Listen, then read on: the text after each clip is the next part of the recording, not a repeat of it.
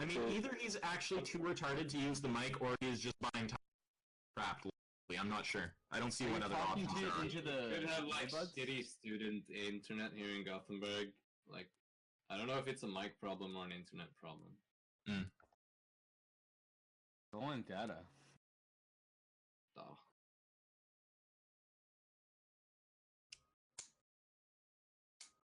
I like how the chat is just eating this guy alive. Mike. Mike the vegan.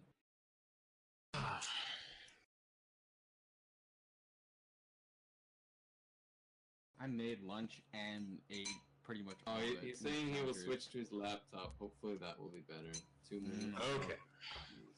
All right. Well, while he's switching, let's get some opinions. So, what do you guys think? Is there anyone in here who wants to speak up? Dodge every question. I think he needs to provide in formal logic how to justify a double standard, and then that'll be named the trait. Take this bullshit on how you have to accept a certain premises for it to be fucking formally valid is just bullshit. Because you can apply name the trait to all kinds of stuff besides animal rights. Exactly. I want to ask him. It's just formally justifying a double standard.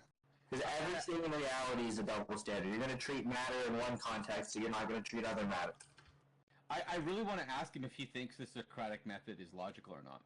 Okay, you can do that, but just don't go there right away, because that's just a whole other thread, though. Yeah.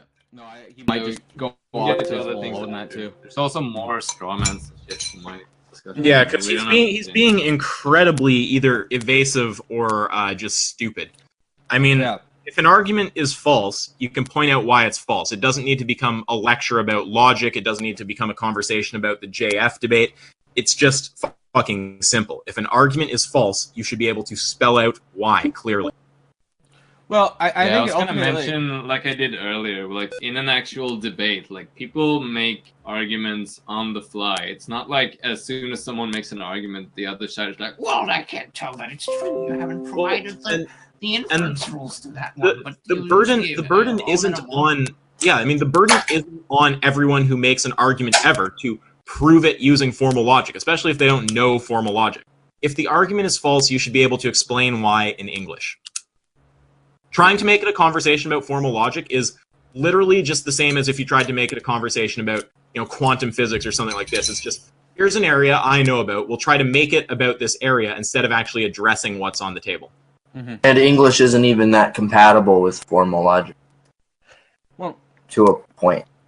Well, I mean, I don't know enough about formal logic, but explain formal logic in English, like how. Yeah.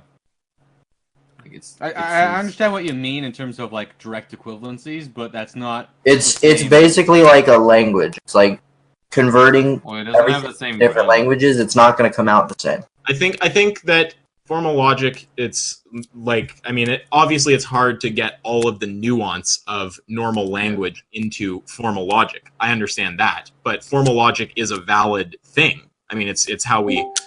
Truth test statements and all this kind of stuff. But to suggest that okay, he's back. So, Dishonest Moron, do you now have volume? So,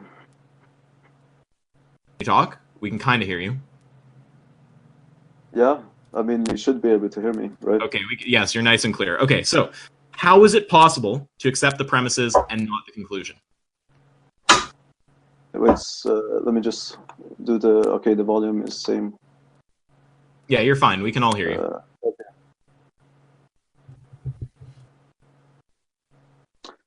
So, humans are more valued. The first premise, like that could be denoted as the letter H, right? Because that's one proposition. Oh my fucking god. Man, no algebra, no bullshit, no evasive to create something I'm not capable of following. Explain in simple English. I knew this was going to happen, Yeah, because man, to, like, okay, do I have to mute? Man, or are you going to shut up? Okay, I gotta mute. So, look, you have to understand that we are all savvy to the bullshit you're trying to do here, okay? You stop trying to have a conversation in a language that I don't speak. I don't speak formal logic. I don't know how to follow. If you start talking about H or if you start talking about inference rules, I understand common sense and I understand the English language. If there is something wrong with my argument, explain it to me in simple English.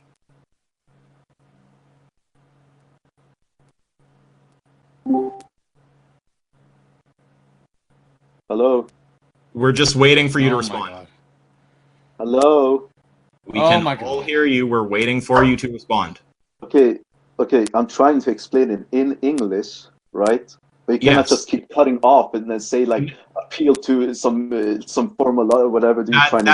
That is what you're doing. Ridiculous, man. You keep trying to divert the I'm conversation.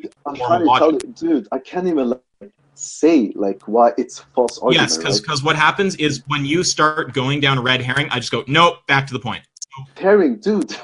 It is Well, a and red herring. So I let's can't hear. even- So this was let's a- hear without like Unethical Vegan was right, man. Yeah. So without hearing a big derail into formal logic, let's get the simple English explanation of why the argument is false. Yeah. Let's hear you explain how it's possible to not reach the conclusion given the premise.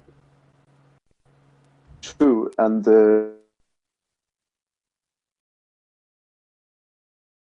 okay. So you set H, the first premise, you set it to true. Humans can have more value, right? I don't want to hear H. I don't want to hear Well, logical. it's just wrong too. Like he's asserting that you're. Yeah, I asserting...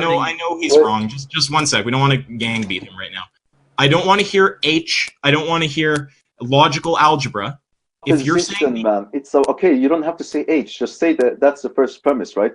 okay, So so you're the first basically premise, saying yeah, you're- okay. What about the first premise? Speak simply and quickly. That's one proposition.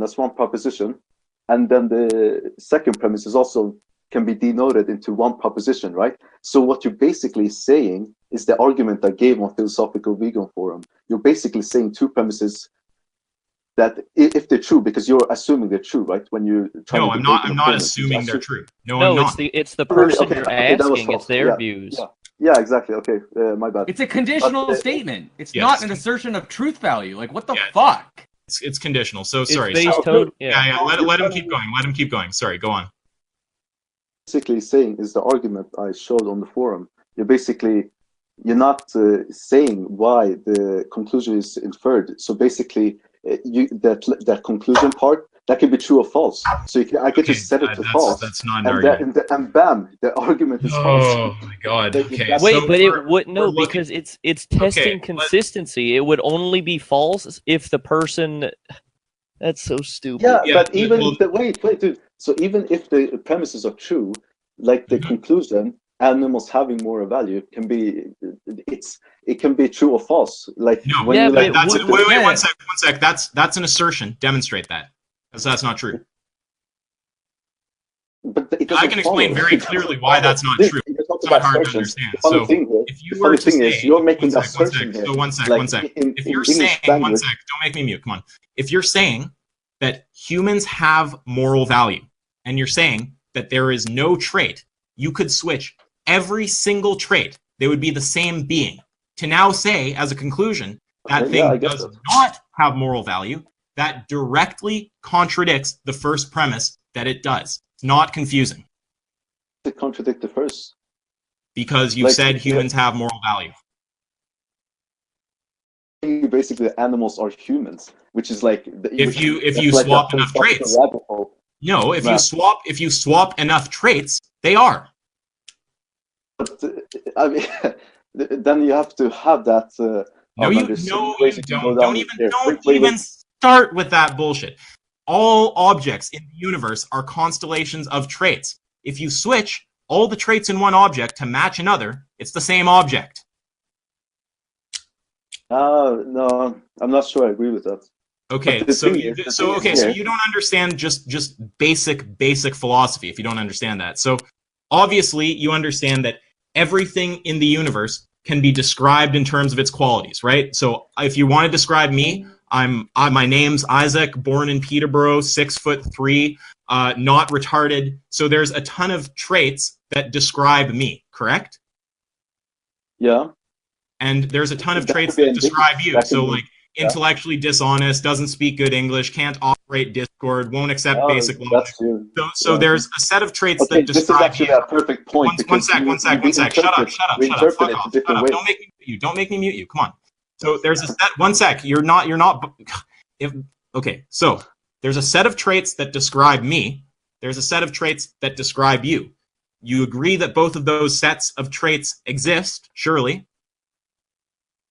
Yeah, but it Now, should be ambiguous, right? Now, once Okay. if there's a finite amount of these traits, if you make all of the traits that I have the same as you, you'd be looking at two descriptions of the same object. The only way to resist that, dishonest moron, is to actually reject the first law of logic, which is the law of identity, and claim that one of the qualities comprising that being is actually two qualities. Do you understand that the law of identity is used in sets? I don't know what the fuck you're talking about. Identity is A It's equals not. A. Yeah, and that's used in sets, like in I don't know what you yeah, you mean can by use sets. this in empirical logic. Or I don't know what you mean by sets. Identity the is set just of A dogs, equals A. set A of- thing is what it is. It's not two other things. It's not one other thing. It is itself.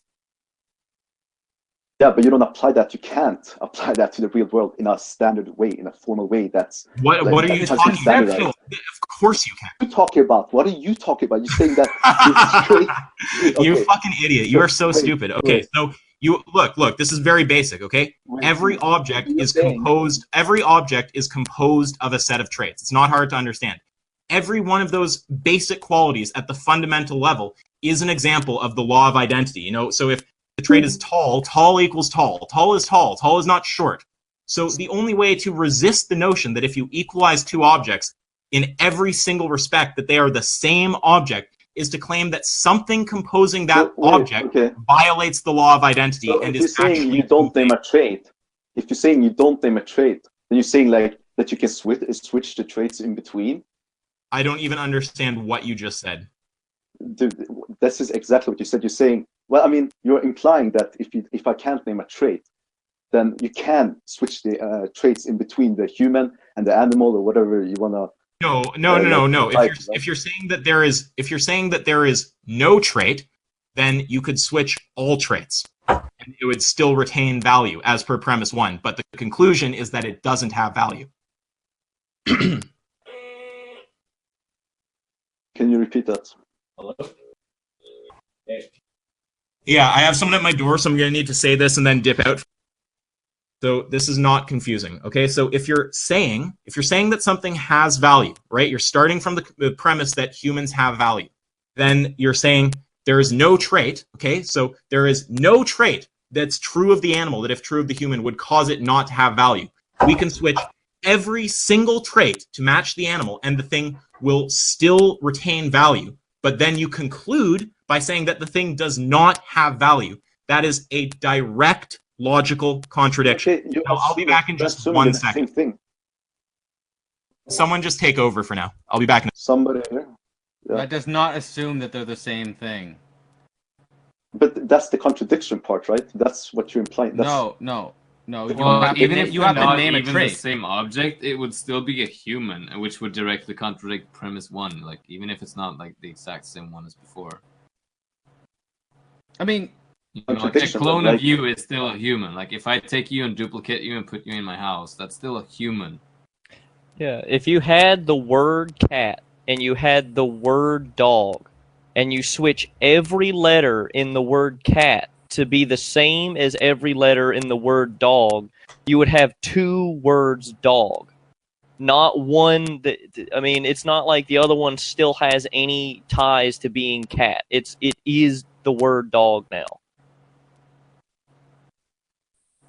yeah, I get that, right? But And so if you were to what I get don't think you guys get okay, is the fact that if So- you don't. what? Go ahead. Yeah, I mean that that if you don't, if you say there's no trait, right? If you can't name a trait, there's the fact that animals have moral value as well. No, he's not saying if you Does that make can't sense? name a trait. He's saying if the trait you name is that there is no trait. Okay, okay. I think we're going like on a good path now, right? So, If your answer to name the trait is no trait, not if you just can't name a trait. yeah, exactly. So if your answer is no trait, then this implies that animals have moral value as well, right? This like informal idea of like switching traits, right? But I don't think like I don't like, this is obviously not like, this is not inference rule, like this is like implicit philosophical like assumption, right? But it's not like valid, like in terms of formal logic, like in terms of like an informal argument, like I mean, I don't know how that would even look like like I mean, I understand, like, yeah, if the question is name the trait that's present in the animal, that if it was present in the human, it would also justify killing the human. But if you say that there's no trait that exists in the animal that if you switch to the human, then you're just basically admitting that you're arbitrarily killing one, because you're saying that there is no difference. Is that not? I mean, that's not, yeah, but that arbitrary, that's not necessarily wrong or like a contradiction or like a fallacy, right? I mean, well, I no, can't. because No. if the human Oh my have God. moral value and you switch every trait, that will be a human. So if you say, or like if you'd say, or if you'd kill that human, then like you're directly contradicting premise one. Yeah.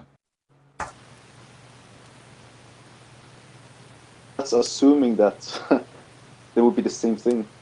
But I mean that's do you like mean by another that? route. Yeah. Well, yeah, they would I be mean, the that they do same the thing same because thing. you Well, mapped well, all no. the traits to be the same one. Yeah, but and also it doesn't necessarily assume for there to actually, be no Back. trait. It doesn't actually have to assume that it's a that they're the same thing. It's just that there's no relevant difference that would actually justify the difference in treatment.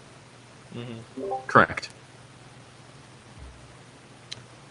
And that you're doing it arbitrarily if you continue to do it.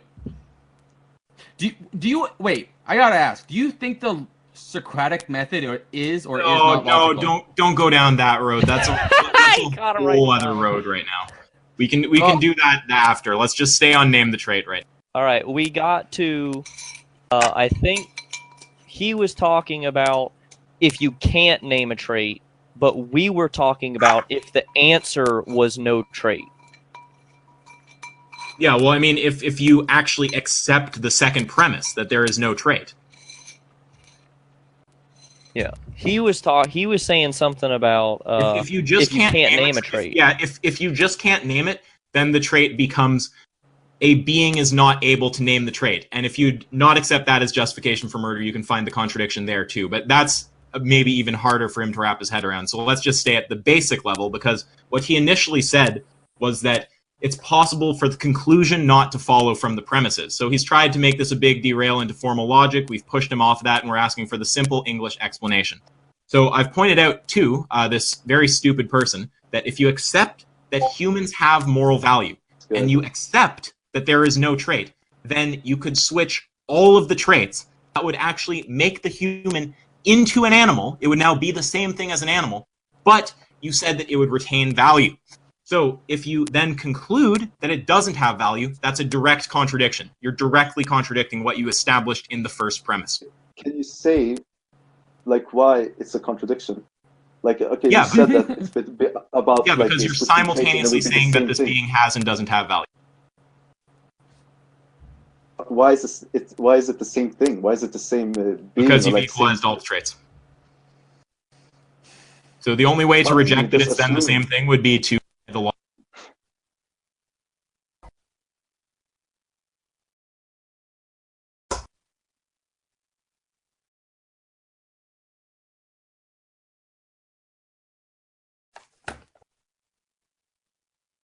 Getting stumped a lot here today. I hear you. Hello.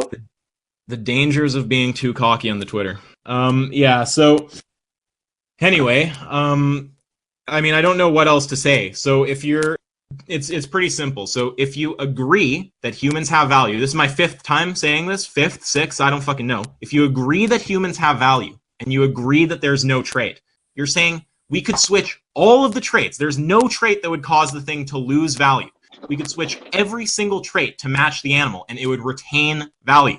But then you're concluding that it doesn't have value. That would be a direct logical contradiction. And the only way to resist that, I mean, if you're going to try to say, oh, equalizing all the traits wouldn't make it into the same thing, at that point, you try to argue actually against the law of identity. Ask yourself, spiel you said about like making traits and switching traits, right? You have to add this in the premise as well. No, you don't. I will not add something to an argument directly from the law. Because it's implicit. It's implicit to like. No, that's retarded. You don't have to add something that follows directly from the law of identity.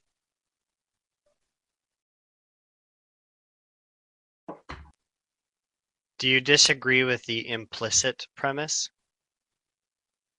Hey, also before you continue, this is one of these retards who thinks that there's no one who's philosophically or logically trained in here. What exactly is your deal, JHC? Are you didact, or did you actually study logic? Well, I have a PhD in philosophy. Oh, what's that, dishonest moron? I guess everyone who listens to me isn't fucking retarded. Dude, it's really obvious you butthurt, you know, because you wanna. I think you're fucking getting owned here. But why don't you answer JHC? Dude, why don't you answer the like philosophy PhD who's talking to you right now? Sorry, go ahead, JHC. The question is, if you think the argument, or there's two ways for an argument to be false, right? Either it's formally invalid, or one of the premises is not true. And it sounds like you're saying it's formally invalid because there's an implicit premise. So I guess my question is, do you think the implicit premise is false? I mean, it's not there, right? So it's not. I know, but let's if it is the implicit premise that you think it requires, is it false? Well, it's very like quasi, you know, like the switching traits. You know, I'm not sure. Like we're talking about the same thing. If I say moral value is because of some trait.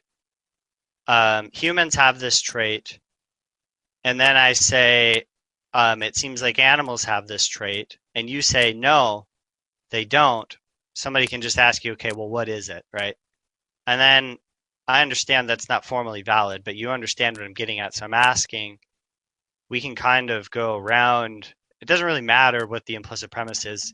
I think you understand what the argument says, so I just want to know if you actually think that there is a trait, or maybe you think that moral value isn't because of some trait, but because something else, like maybe divine command or something. Yeah, I mean that's another throw in just a little thing on, which is that I don't actually accept the language implicit premise because I don't think that things at that level of simplicity need to be stated. You don't have to claim that reality exists, or you don't have to justify things. If I don't think it's true, but sorry, respond to JHC. I just want my view to be clear there for anyone listening. I just want to make a quick response to that. That if it's not true, that if I don't agree with that implicit, I mean, you can say that it's obvious and stuff, but I mean, it's not necessarily like true, you know. But well, if you're retarded, maybe. But answer JHC. No, I mean, if you go to pseudo-logic land, then yeah. But okay. Not an argument. But JFs, that's your argument, basically. Go eating. But okay. Oh, bravo.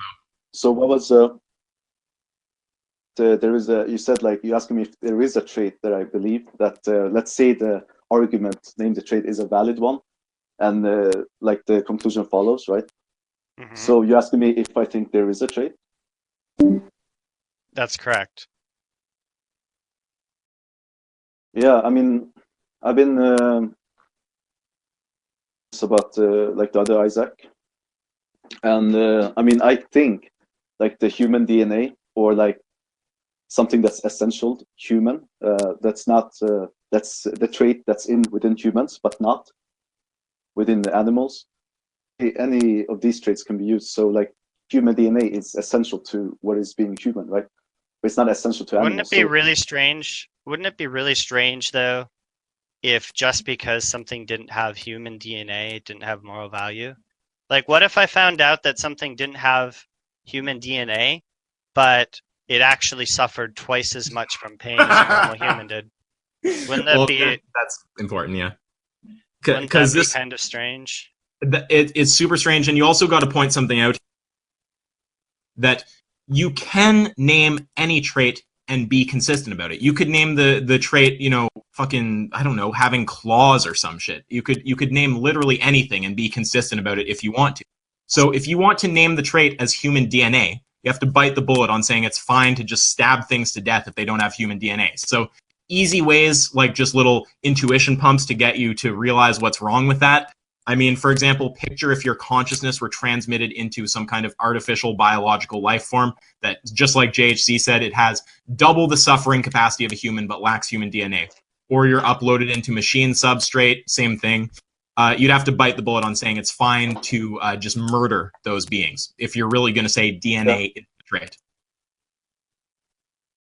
And I'd also suggest that no human DNA is identical with each other.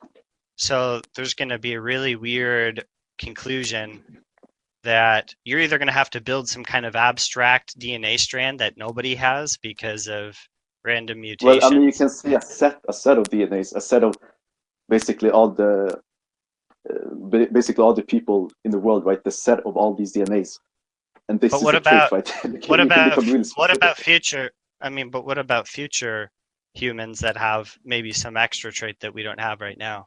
And let me throw this in. What if future, either through actual evolution, artificial selection, genetic modification, whatever, the actual measurable, mathematically measurable genetic gap between current day humans and those future humans becomes larger than, say, the gap between us and cows? Is it now fine to murder them? Well, the logic of human DNA, though, you would have to say yes. It would change. Then you would like change the trait, right? I mean, then you would adapt. Well, that's what you would do, right? Well, again, it's you're not even addressing what's been said to you. So I'll just say it again. If you're saying the trait is human DNA, and what exactly is human DNA is a bit of a weird area. That's kind of the thing JHC was just getting at. But we can agree that, for example, a cow isn't a human, and there's a certain actually mathematically quantifiable genetic gap between a cow and a human. And someone in, what's that field, like molecular genetics, they'd be able to actually give you the size of that gap in whatever measurement they use. By your logic, if human DNA is the trait, if future humans, either through natural selection, artificial selection, gene modification, whatever, get to a point that the genetic gap between their DNA and the DNA of modern humans is larger than the gap between us and cows, then by your own standard, it would have to be fine to murder those humans. Well, obviously, if we get to that point when it changed so much, this DNA structure, then you would say, okay, well, this is the trait when you get to that point, right? I mean, that's what I would say. It sounds like you're willing to change the trait just in order to make sure that humans have moral value. But that just begs the question, right? Because we're trying to figure out what it is that makes human valuable, and you're saying it's this thing, and if it changes, then we'll change it to a new thing. Well, but I don't know why you would change it. The idea of human change, because the idea of human change, I mean, if the idea of human change, then you have, right? Good, so but let's change DNA. So we don't need DNA anymore. What is that thing then that groups humans together? Since it's not DNA anymore, what is it? And one other thing to point out. Sorry, another thing to point out there is that you can say, oh, now I'm redefining human DNA as what it is currently now in this hypothetical future world. But that would violate your initial claim that when you're talking about modern day human DNA. So you're actually changing what you consider human DNA to be. You're just changing your terms to try to remain consistent.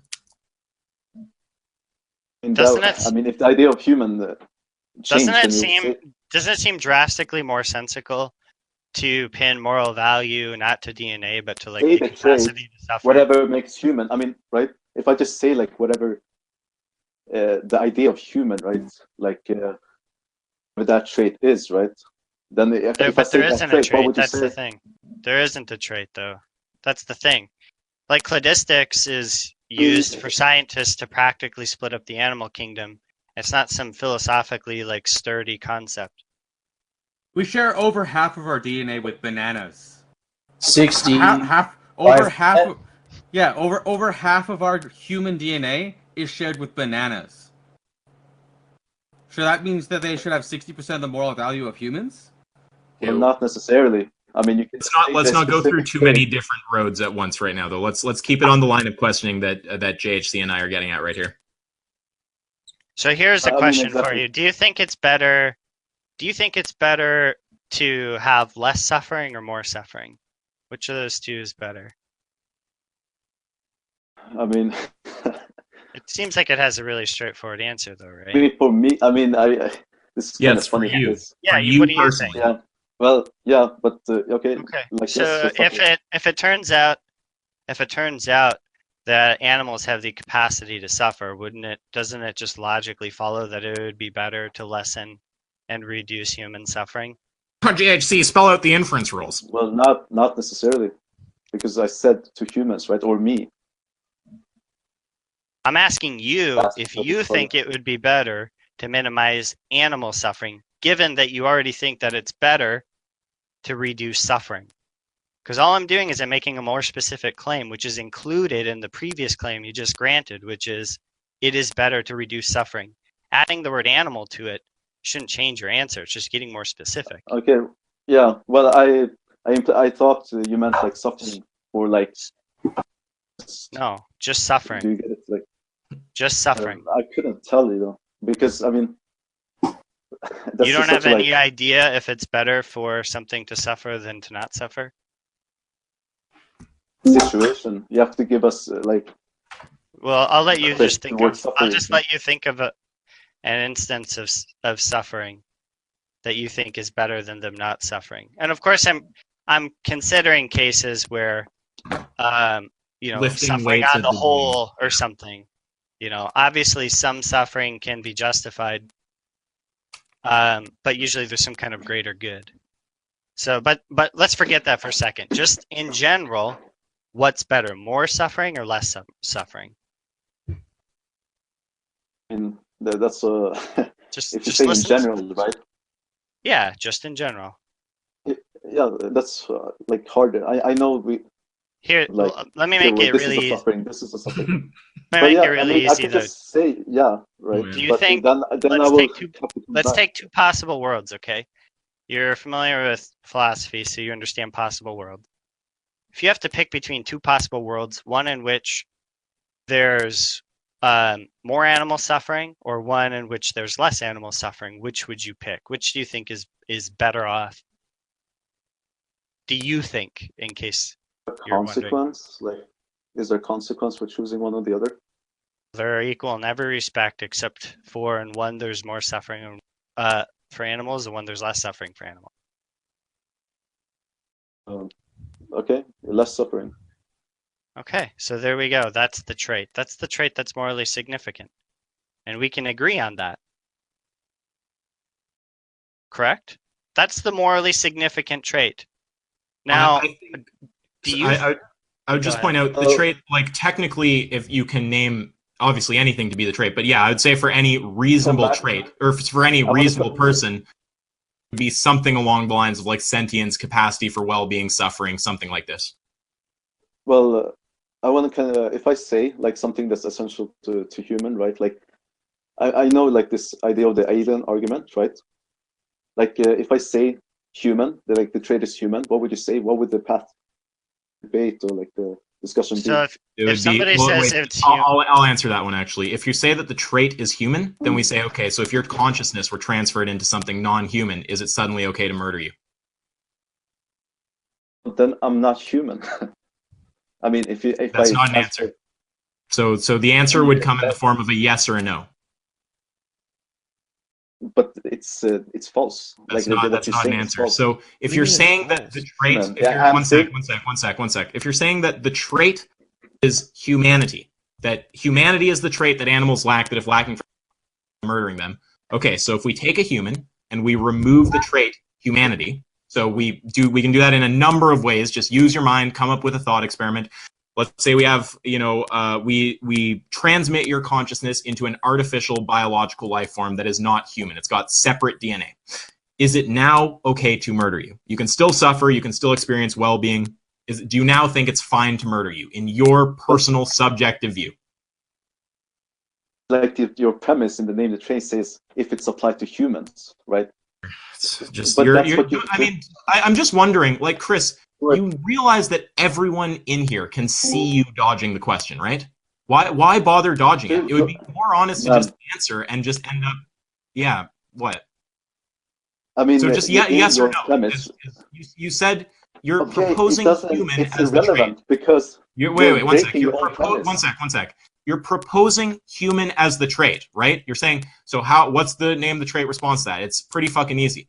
If the trait is human, then if we take a human and we remove that trait, whatever thought experiment you want to use, let's do consciousness transference to a machine substrate that has higher level sentience than humans, just to make it extremely obvious that there's a problem with what you're saying. If we were to transfer your consciousness into something non-human that can suffer to a greater degree, that can experience well-being to a greater degree, it just has far more expansive consciousness in general, do you think that it's fine to murder that being because it's not human? Just yes or no. No big ramble, just start with a yes or a no. It doesn't matter what I answer. I can flip a coin and okay, wait. So I just want to get an answer. I just want not a dodge, just an answer, man. Like I don't have the patience to be as fucking polite with you as JHC is, because I've been putting up with your bullshit for too long. So when you're saying what do you respond? What's the name of the trait response to human being the trait? This is the fourth time I think now that I've had to answer this. So if we transfer your consciousness out of a human body, we put it into something like, let's say again, machine substrate. Is it now fine to murder you?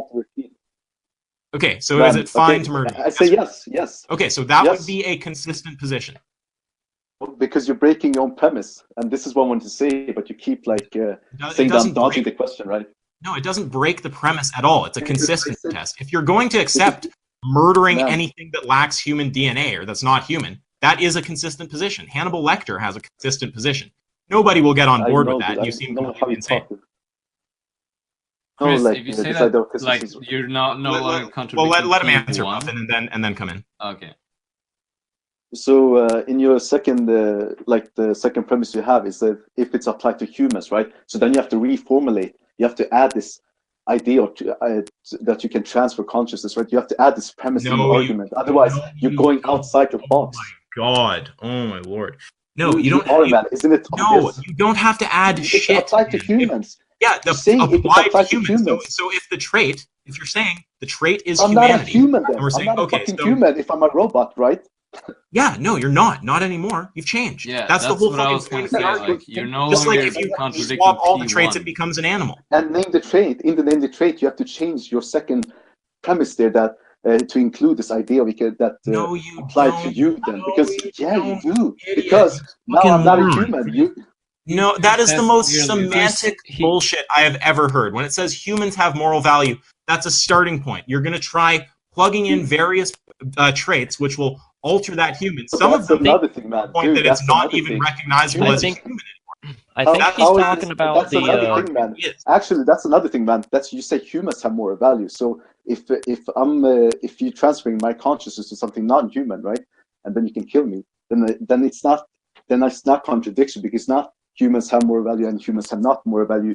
When you said this idea about switching traits, right? So it's not even. Then you have to. Yeah, no. If you're saying that humanity is the trait, and you're willing to bite the bullet on killing anything that's not human because it's not human, that's a consistent position. That's evil, but it's consistent. That doesn't break down the argument. That's how the argument works. Yeah, but let me ask you this. That's the point of the argument. The whole point. The whole point of name the trait is that it reduces the person arguing against veganism to either inconsistency or absurdity, as I've said for a long ass time. So if you try to say something is the trait and then you won't bite the bullet on discriminating against beings who lack that trait, then the position is just going to be inconsistent. If you do bite the bullet, wait one sec. Wait. You do bite the bullet, it's going to reduce your position to absurdity, because the thing that we actually really value humans for, obviously, is something along the lines of sentience and well-being. So if you were to actually bite the bullet on rejecting human moral value based on, if it's not human or if it doesn't have a certain intelligence level, it would reduce your position to something pretty absurd that no one would get on board with. So that's the whole point of name the trait. It reduces you to either being inconsistent, using a trait in one context, rejecting it in another, or absurdity, biting the bullet on something like, oh, humanity is the trait, and I would be totally fine stabbing a sentient being of far greater sentience than the combined sentient power of the entire human race by an order of magnitude to death because it's not human. I hear you talking over me and not listening. So just to be clear, I'll say it again because you talked over me. It reduces your position to either inconsistency or absurdity. So if you bite the bullet on something like humanity being the trait, I mean, that is a consistent position, but everyone, any rational person will say, I won't buy into that moral system because I think there's something fucked about the notion that we could have a being that lacks human DNA, which has consciousness equivalent to the total sum of all human consciousness on Earth to the power of 100, and that it's fine to stab that thing to death. I get this. You talked for like 2 minutes there saying the same thing, right? Yeah, because you kept cutting in, which was very frustrating. I like to get the point across. Yeah, I mean, I get this idea, but that's this thing about absurdity as well. You know, you understand that that's like I'm not sure why you have to throw it in there. That it's an absurdity, right? It's absurd. It's consistent, but it's absurd. That's the whole point of the argument. It reduces you to inconsistency or.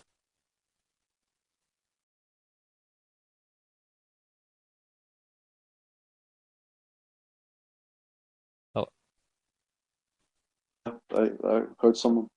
Everyone died. Oh, yeah. Like once you switch a trait so that it's no longer human, you're no longer contradicting P1, but P2 clearly states that will cause us to deem ourselves valueless. So you're still contradicting P2. Let's see. But last time I checked, it was the word human in there.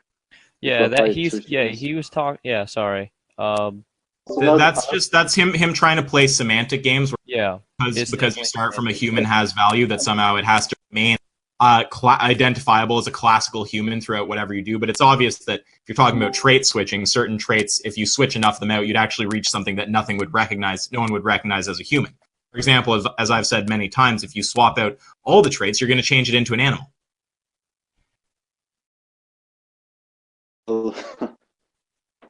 The thing is, it's not about the semantics.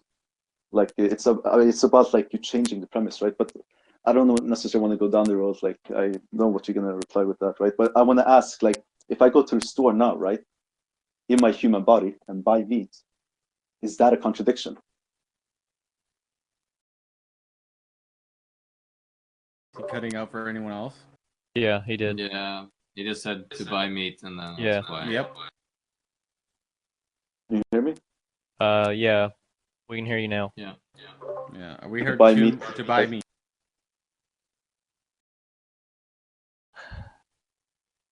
Okay, we can't hear you again. Okay, wait, let me try something. Can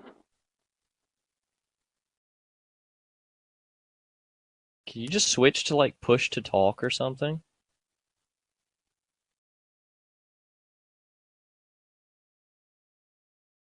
Guys. Hey, I can hear you. Okay. I have another laptop. But I soon have to, when I have an assignment. Multiple laptops. Somebody said appeal to that. Chris, did you do the voice settings on this laptop so that so that you have automatic determine input sensitivity off, and that you have it turned to the left? The decibel. I think you should just put push to talk on, so it's just not an issue at all. Either or, I wouldn't. Talk. But I have to download something for that. Push to talk. Side of Discord, isn't it? Okay. Well, it might be more reliable if he does use push to talk. Why are you guys trying to get him to use push to? Why is that a thing right now? He keeps cutting. Well, because assuming he's able to hold the button down, it will at least not like cut out on him for talking. How will it not cut out on? Oh, because it'll if you push to talk, it registers anything you're doing. Exactly. Yeah. Let me turn push it. That's a good idea. If you go to user settings like and then go to voice and video, you can change it to push and talk. It's right there, push to talk. He's on a laptop now. He's on a laptop now. He's on a laptop. Someone just send him screenshots of how to do it so he can figure it out easily. I mean, a browser. It takes 2 seconds to down. You should just, if he downloads it, is this all going to become way? Oh, Maybe you using should the just browser. download it. I didn't even Yeah, the realize there browser was a is browser cancerous. version. I didn't even know that existed. Yeah, I mean, the app is it's not much space. It'll take you like less than a minute.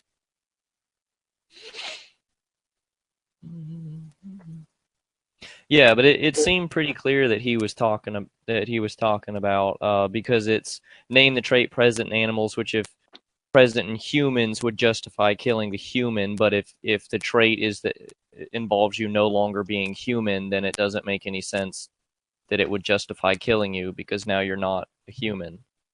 That's what he was saying, which is semantic.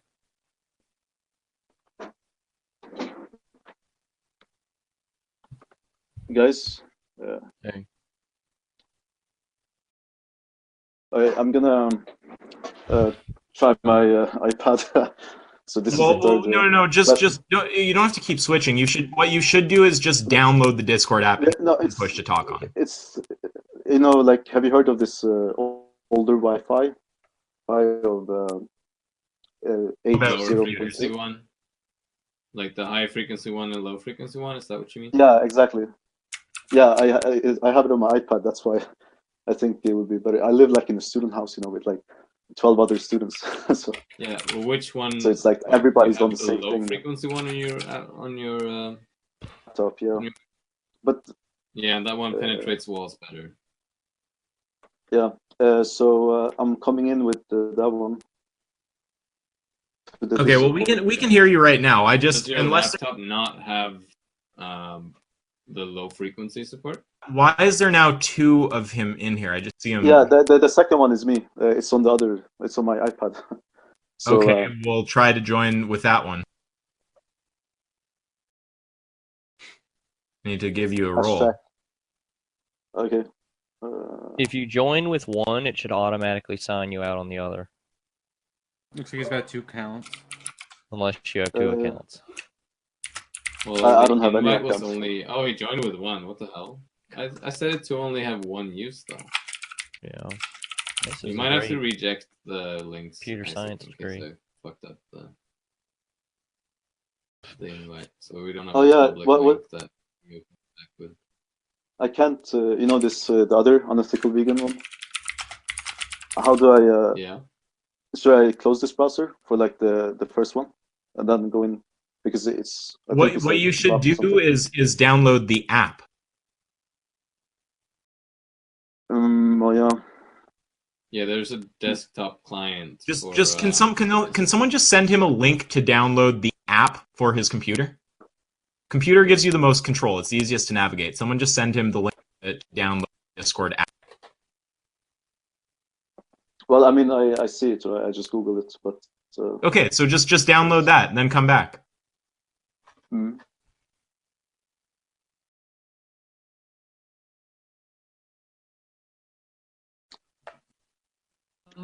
Yeah, I mean, I'm studying AI in Gothenburg, so we can go into this whole like videos in AI as well, right? Like the idea, like we don't want to get into a sidetrack conversation. Right now, we're taking a break from the debate to resolve the technical issue. Do you want to resolve the technical issue, or do you want to just proceed as is? No, I will switch because like. Okay, so just download the app and then come back. Or it should be set up. Okay, yeah, go take your time and set it up. You can leave this conversation by hitting the disconnect button. Yeah. I just like exit the. Yeah, just go for it. Just download it. Yeah. Jesus fucking Christ.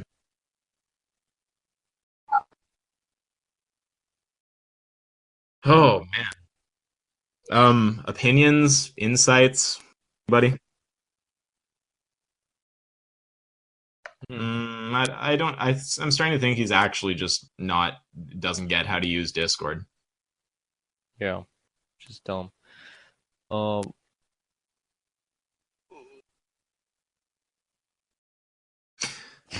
Well, I mean, that was pretty ridiculous. I mean, one of the funniest things for anyone who doesn't know, this guy is actually a vegan, weirdly enough. He just has some strange egoic need to debunk me, and I don't comprehend it. I think it's because I owned him in one of his comment sections, and he's still salty. It's what all these Philo forum idiots are. You own them in the comments, and they persistently troll you for the rest of your life on YouTube. There's a lot of you guys in this chat right now. Holy. Wait, I have an idea. This wasn't even like what it was at its peak. Sorry, okay. I have an idea on what it is. So the Philo Forum is the CIA operatives trying to fool the masses with the brainwashing, and it's all going to go back down to the Jews. Just ask Levin. Oh yeah, I'm sure it all comes down to the Jews. Is Levin still in here? I felt bad for muting him. I didn't even want to like bringing him into this conversation would just take it to a whole new level of craziness. Yeah, well, it's also he doesn't seem to often have the awareness to pipe down when there's like a discussion that has a specific direction. Well, I'm well aware.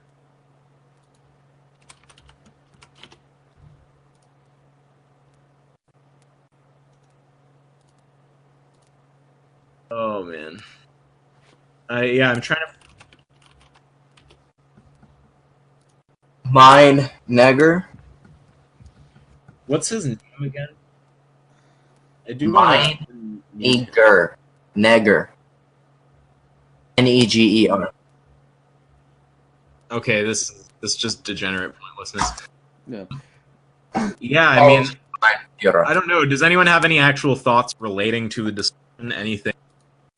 To see how they Sorry for cutting you off there, Will. You should totally. You can go and talk to him about that Socratic method stuff. It just felt like. I think it is like the root of this problem, though, because it's just. Well, I mean, does he think that is invalid? Does he think the Socratic method is invalid? Does he think it's wrong?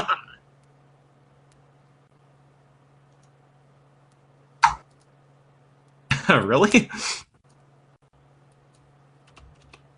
That's pretty funny. Well, I mean, you can gradually maybe comprehend what's going on. Yeah. Long story short, this is just a guy who is convinced that name the trait is false, and he's just getting roasted by everybody. I mean, he's consistently shown that he's not even able to deal with just the most basic expressing and comprehending the English language. So how are we supposed to expect him to be able to take name the trait and convert it into formal logic if he can't even comprehend the English on a consistent basis? Like, I actually, you have to spend like 30 minutes explaining just simple concepts to him, like linguistic concepts.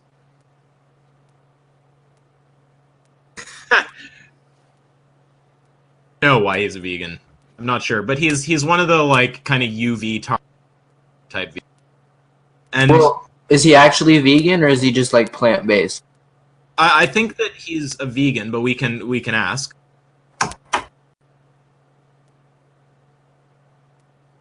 I don't know. I kind of want to deal with this crazy retard right now, but way earlier in the conversation, it sounded like he was saying something like, "Name the trait. If you name some trait, it wasn't implicitly wrong because the person could just accept the consequence." I guess He doesn't understand that's like a feature. Yeah, exactly. That's what like one of the first times that I spoke up. That seemed to be that's what I was going to say. That seemed to be what he was saying. Guys, look who's in general too. Oh, okay. I was like, you went. Oh boy. Well, I just want to say that this is seemingly to just play out exactly as I predicted before he had even got into Discord, when it was just a few of us in here. I had said that it seems like the overwhelming majority of them think that name the trait is the people that just like spurg out about name the trait. Oh, like overwhelming majority. Yeah, exactly. The majority of them almost always, the problem, at least at the start, seemed to stem from the fact that they thought name the trait was like a propositional argument trying to assert veganism as the conclusion, and not just a consistency test in which that there you could name the trait. If there was a trait, you could name it. So if there is a justifiable difference, and they also sometimes just they either don't understand that fact, or they don't understand the fact that you're not asserting the premises to be true. They're conditional statements. Well, yeah, because that's the thing. You should understand that it's not some argument trying to cross the is-ought gap by the fact that the moral statements in the premises are they're conditional. They're not actually truth claims about the nature of reality. So I mean, that would just be an autistic failure of reading. I mean the whole like all humans are mortal. Name this human, and well, obviously he's mortal, but it could also be wrong that we could invent a way to make a human immortal, and that then that would just be wrong. Well, then right? it would just be that one of the premises isn't sound anymore. The argument would still be valid, but yeah. Yeah, the argument would be valid as a conditional statement, but it's that it's no longer applies to reality. I mean, well, yeah, like soundness has to do with like the argument being valid and having. Yeah. So if you were to take just the basic like all man is syllogism or whatever it is, if we find a way to make people immortal, then the argument is still valid. It's just not sound anymore. One of the premises is true. Like that's just like, I mean, even like that level of basicness. Oh boy.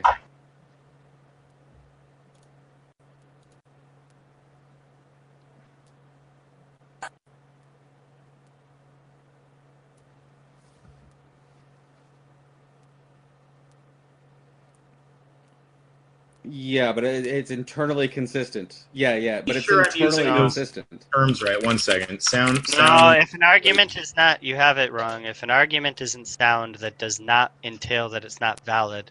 One of the premises could be false. Yeah, that's what I was saying. Yeah, it's sorry. One sec. I think that was JHC. Who are you talking to? Talking to him. I was whoever confused validity and soundness. Yeah, because I could look the terms up, but I understand soundness to refer to the fact that it's valid and the premises are actually true, and validity just refers to whether the structure is correct. Correct. Yeah.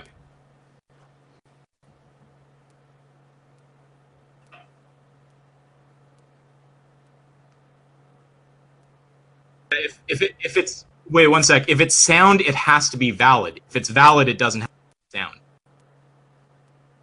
Correct. Yeah. You get that? The soundness contains validity, so that's validity plus true premises. Validity itself doesn't contain soundness. So it's possible for an argument to be valid but not sound. It's not possible for an argument to be sound but not valid. I just want to point out, I know nothing about formal logic, so the fact that I know this and you don't know this, that makes me highly, highly skeptical. Like, what the fuck was his point then? Harsh, that's not quite what you've written right there. Harsh is not quite right.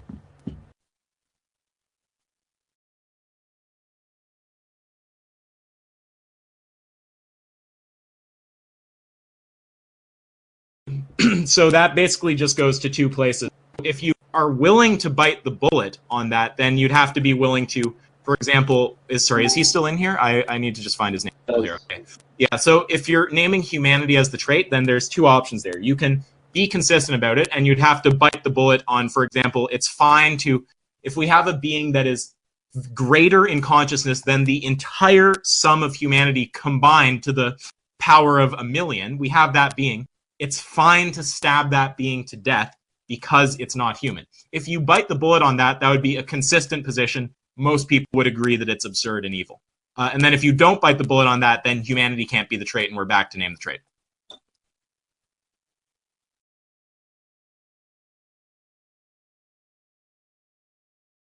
Can you guys hear me? We can hear you. So I thought I lagged out, but I want to come back to the soundness. You said that that argument can be sound and not valid. No, sound, I didn't say that. Both of these? Nope. Then what did you say? Sorry, you initially said that sound arguments could not be valid. They didn't have to be valid, and that's what we were saying. You said something weird, and that's. I mean, I at least heard that the same way Ask Yourself heard it. The opposite would be true, that valid arguments don't have to be sound, but they are. Correct. Like if you swap the order, that's not true. Okay, and also, sorry, I'm just sound reading. Argument is a valid argument with true premises. True. Yeah, and sorry, I'm reading what Harsh said here. Maybe I misunderstood just because of the way you've written it here, but Yeah, if it's sound, it has to be valid. If it's not valid, then it's definitely not sound. It can't be sound. And what I wanted to add to this, if an argument is not sound, then it's not valid, and this is the contrapositive. Wait, if an argument is not sound, that's not true. That's wrong. That's what you said originally too. That's what you said originally too, and that's just wrong. Yeah, so just go look up validity and soundness. It's the contrapositive. It's the contrapositive of sound. Okay, so someone post likes the SEP entry. Okay, wait. No, I would just. An argument can be valid and not follow because it's not sound. Like, it's not a contrapositive. If an argument is not sound, one of two things has happened. Either it's not valid, or one or more of the premises are false. It does not have to be the case that it's not valid. Sound arguments... unsound arguments. Unsound arguments, one of those two things has failed. Not both. Doesn't have to be both. Yeah, I mean, it's just a tiny point. Like, just go look at Stanford Encyclopedia of Philosophy. Look up the SE entry, validity and soundness. No, I'm pretty sure it's the contrapositive of soundness. Like, if an argument is not sound, but okay, we don't have to like harp on this. But no, we do because you're wrong. Whenever you're wrong, it's we don't have to harp on this. Yes, we do. Well, no, it's the contrapositive of soundness. Do you know the Internet Encyclopedia of Philosophy? The peer-reviewed internet resource for these sorts of things. I'm going to paste the link in the second paragraph. I'll post the sentence here. A deductive argument is sound if and only if it is both valid and all of its premises are true. So, if a sound argument is false, one of those two things, or both, has gone wrong, but not necessarily both of them. Do you understand that? Wait, let's see the link. He did.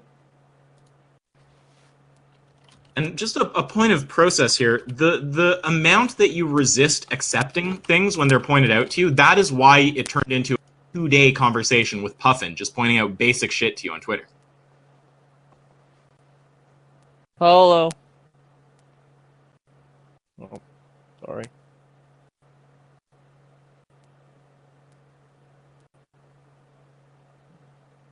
Yeah, sorry, Harsh. I didn't understand what... soundness thing, I kind of zoned out. Yeah. If you are in fact saying what we're saying, Harsh, then have no worries. Yeah, okay. You see? Yes. What can I search for here in the text what did you say again? It's just the second paragraph. It starts with a deductive argument is sound if and only if. And if you continue reading, you'll see that there are but this is true. Like, I agree. But you said something that's the opposite, so admit error. When you said that, look, we're not going to forget what has been said. If you're saying that a sound argument is by definition not valid, that is not true.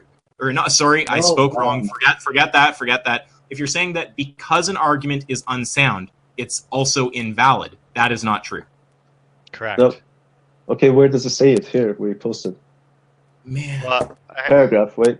It's in chat, and it's just the second paragraph of that.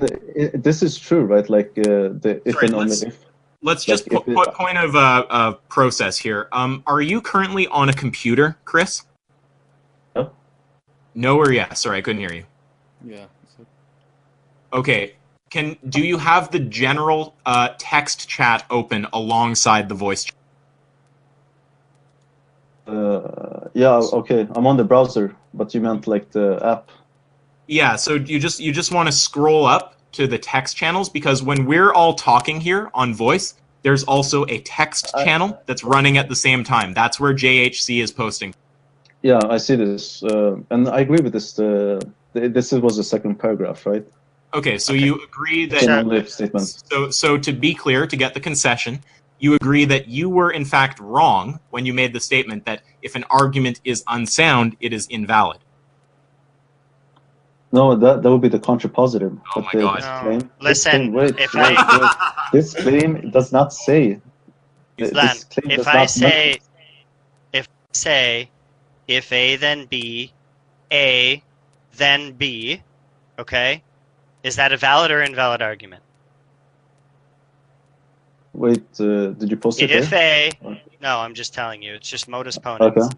If A then B, A then B. Is that a sound argument?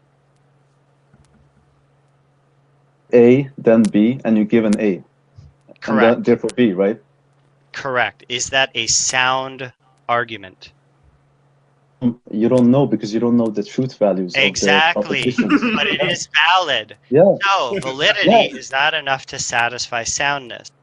So if an argument is not sound, it does not imply or entail that the argument is also invalid, because Correct. it could be valid and one or more of the premises could be false. Correct.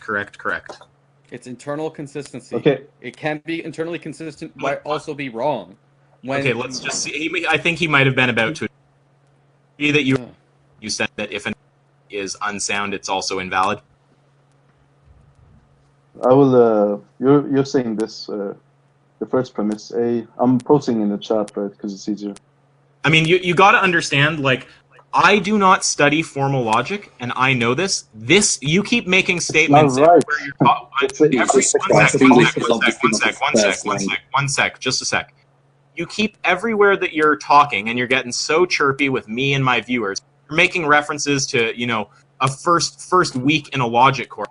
In a fucking logic course, you would learn the meaning of validity and soundness very, very quickly.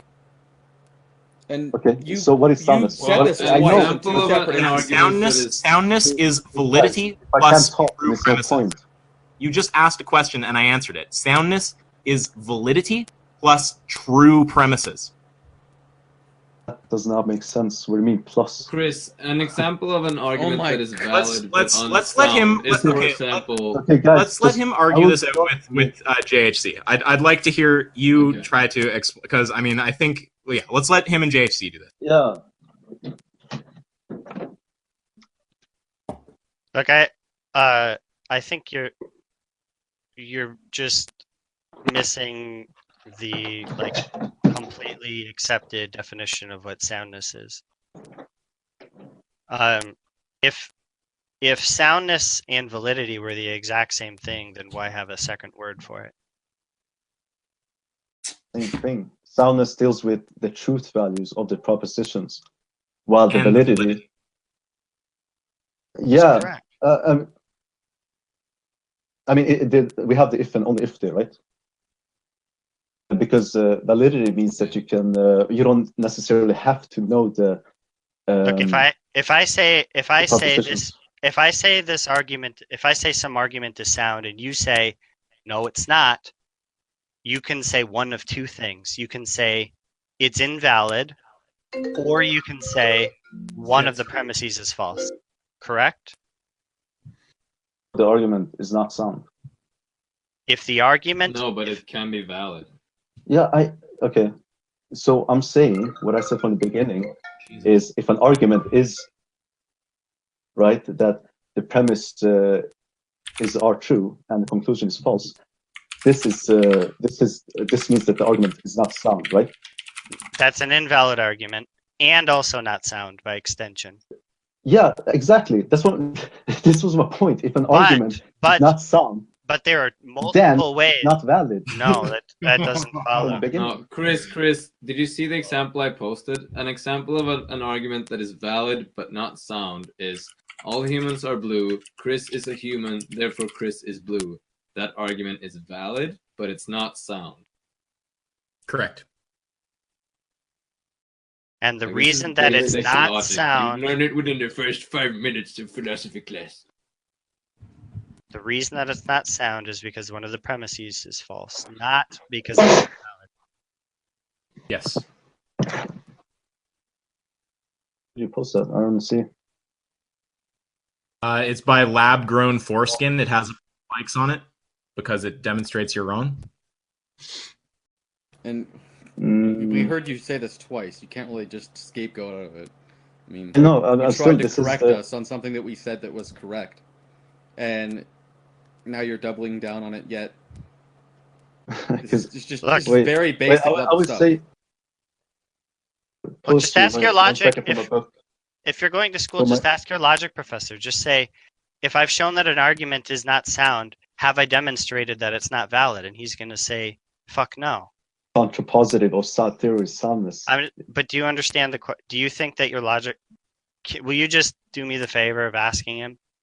Does it logically follow, is it logically entail that because an argument is not sound, it is also invalid?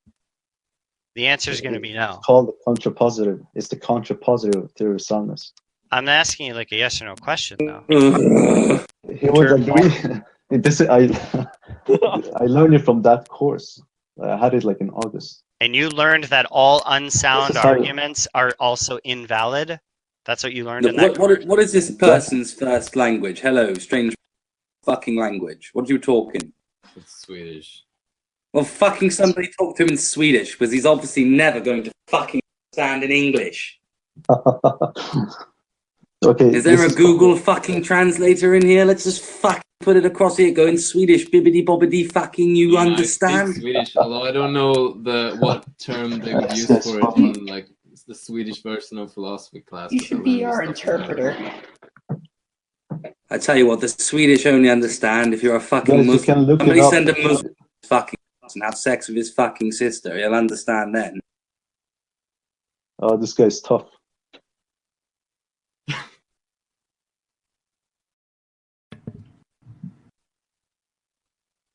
I don't know what to say to you guys. It's called the contrapositive. It's the contrapositive of soundness theorem. Look, like I've if given an argument is valid, you like multiple links that demonstrate that there are two different ways for sound arguments to be false. For it to be false, that an argument is sound. Either or both. Is it the first order logic, or like the informal? This is like the syllogism of. This is just logic. This is just modern propositional logic. Logic. Okay, well then I don't agree at all. You don't Very agree. Fuck me. Fuck me. Very fundamental stuff. Basics right here, man. That feeling when someone chirps you for not understanding basic logic, then enters your Discord server and gets crushed by a philosophy PhD on the most basic concept in logic. Can't get enough of that. That's hilarious. Wait, JC, do you know what the contrapositive? Yes.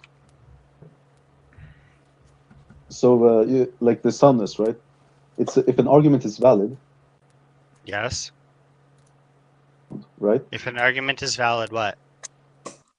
If it's valid, yes. Then it's also sound. Is he carnist? That is the question. No, he's not. Did you say if an argument is valid, then it is also sound? Argument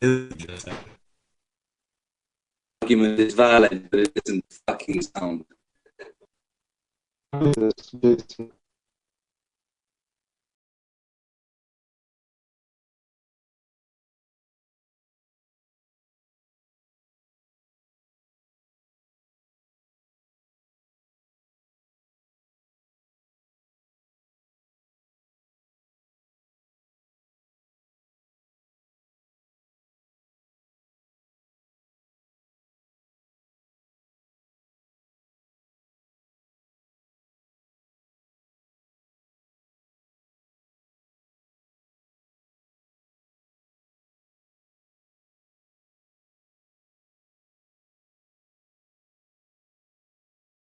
Jeez, this is really bad. I'm gonna reboot my computer. I'll be back in a minute. I think it's better now. Isn't it better now?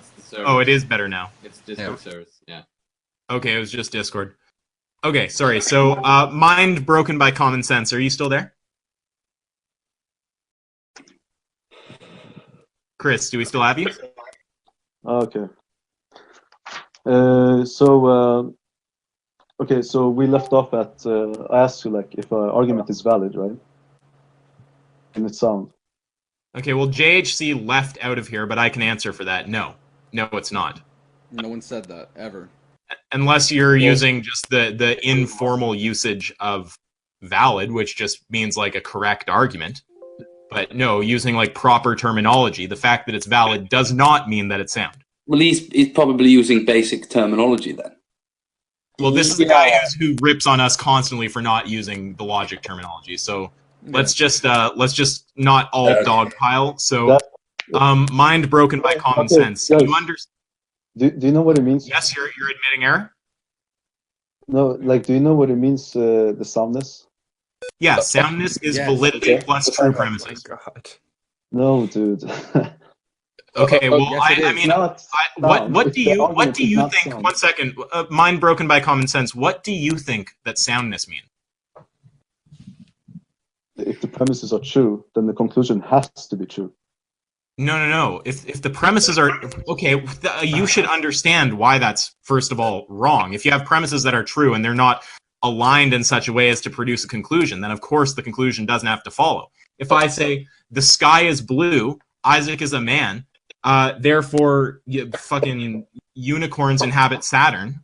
That is the, well, I guess the conclusion isn't true, but you have premises that are true, but the argument is not valid. Yeah, you could even take that a step further. Wait, guys, one second. I know what's happening here. Okay. I know what's happening. So Wait, guys, I know what's happening. What's happening is you don't seem to understand the definition of basic theory error. of soundness. No, dude, you're confusing sound with the theory of soundness. If I say the theory of soundness, that means that if an argument is valid, then the argument is sound. Do you know who this fucking guy sounds like? He sounds like a fiend. Fucking idiot. I don't fucking know what the hell this guy's talking about. The thing is, like, I think he was in the middle of saying something, so I don't know if he finished his thought or not. Okay. Yeah. Go ahead. So you want to complete that, or you have more? Okay. So okay. Go ahead. The contrapositive soundness.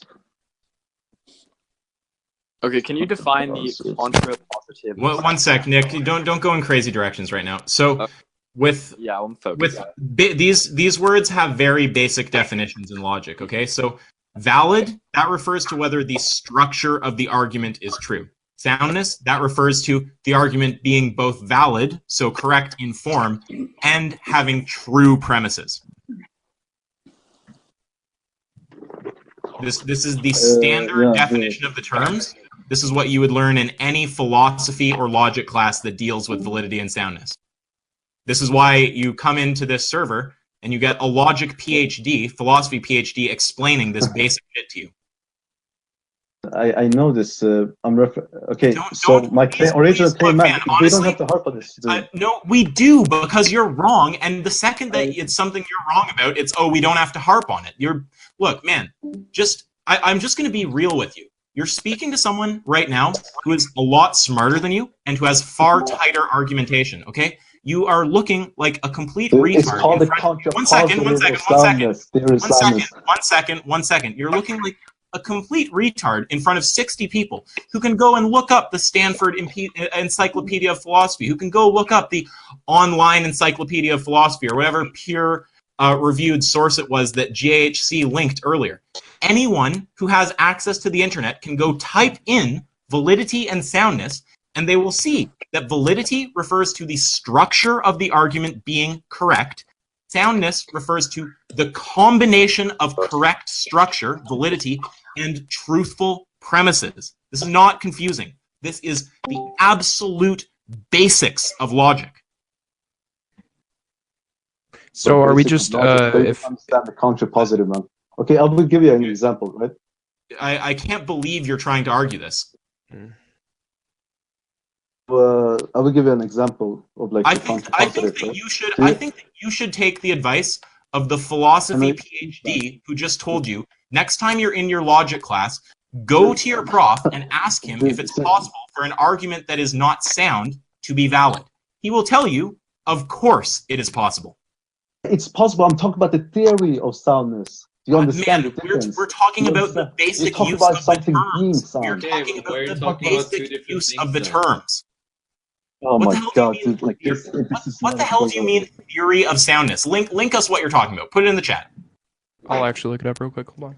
Let me see if I can find anything on it. Say that. Oh, like the sorry, I was can't actually be valid, but Well, an argument can't be sound but valid because of this whole other thing that is not what we're talking about. Like he's just trying to shift around, and I have a feeling even the thing he's talking about is going to prove our point. So why don't you link what you're talking about? Because there's not going to be any use of the word soundness in logic that's going to not refer to the combination of validity and correct premises. Like, I mean, you have, literally, man, you have people posting in the chat basic definitions of logical terms to you, and you're not accepting the facts. It's cringy. So are we just stuck on like the way that these terms are used right now? Basic logic, like Zycro, we can't provide you the full context every time you come into a discussion. I'm asking if this generally just comes down to him not accepting your definitions, or it's no, basic logic. One second. This is not Isaac's fucking special definition. This is him not accepting the standard definition of validity and soundness that you will find in any logic course on any resource that talks about logic, whether it's the Stanford Encyclopedia of Philosophy, whether it's the online Encyclopedia of Philosophy, the peer-reviewed resource that JHC, the philosophy prof, just linked to, or sorry, PhD, not prof. This is the standard use of the terms. This isn't some special Isaac bullshit. I actually wasn't saying that, but I know, I'm just being clear. You said your use. I will give you a Unethical vegan. Why don't you just argue from the definitions that they're laying out? Like, that simple, right? Right? I'm saying it's not right. That's not what I'm referring to. Well, I think you need to demonstrate that the laws of logic that they're proposing to you are flawed, which I'm open to, right? So, is it Chris, JC? do you concede that what we're referring to is true? What I said originally, I was talking about if a theory is not sound, then it follows that it's not valid, and this is the counter-positive We're talking about soundness. an argument, not a theory. Yeah, and that's also wait, not what you said. Okay, whoa, that is such a swap-a-roo that you just did there. Because wait, because you did this, you brought this up twice on two separate occasions. We held your feet to the fire, and then you did it again, where you said something. If it is not sound, then it is also not valid, which is not true. Because soundness is either or both truth value and validity, internal consistency. It doesn't necessarily equate to both. Otherwise, they would be the same word. 1 sec. I did not get. Okay, I posted a picture now from the book, right? Okay. So, is this guy even following along? Like, you seem kind of slow, bro. Like, you should kind of pipe up. What the fuck is this that you posted? I don't know what I'm reading. Okay. I don't give a fuck about the other retards in this conversation. That is actually equivalent to what was on the Wikipedia thing I posted, though. Just that it's like the fucking angle symbol instead of A or whatever they used on Wikipedia. Because like they literally use the same definition of soundness, and you're still arguing. What I'm looking for right now is for you to link me a definition of soundness from any reliable source in logic or philosophy that says that soundness does not entail validity. I will actually say the book name. We don't want to hear you read the fucking book. We want to see you actually link to a resource here. We don't want you to read something we can't all verify for ourselves. It needs to be something we can all verify. Oh my god. Chris, look at what I posted just now. Like that exact formal logic is equivalent to what you posted, and it immediately after explains the whole thing about valid. But okay, let me explain this to you, Chris. You understand if I make the argument, Socrates. One second, Chris, can you hear me? Can you hear me? I can't tell if you can hear me. Can you hear me speaking right now, Chris?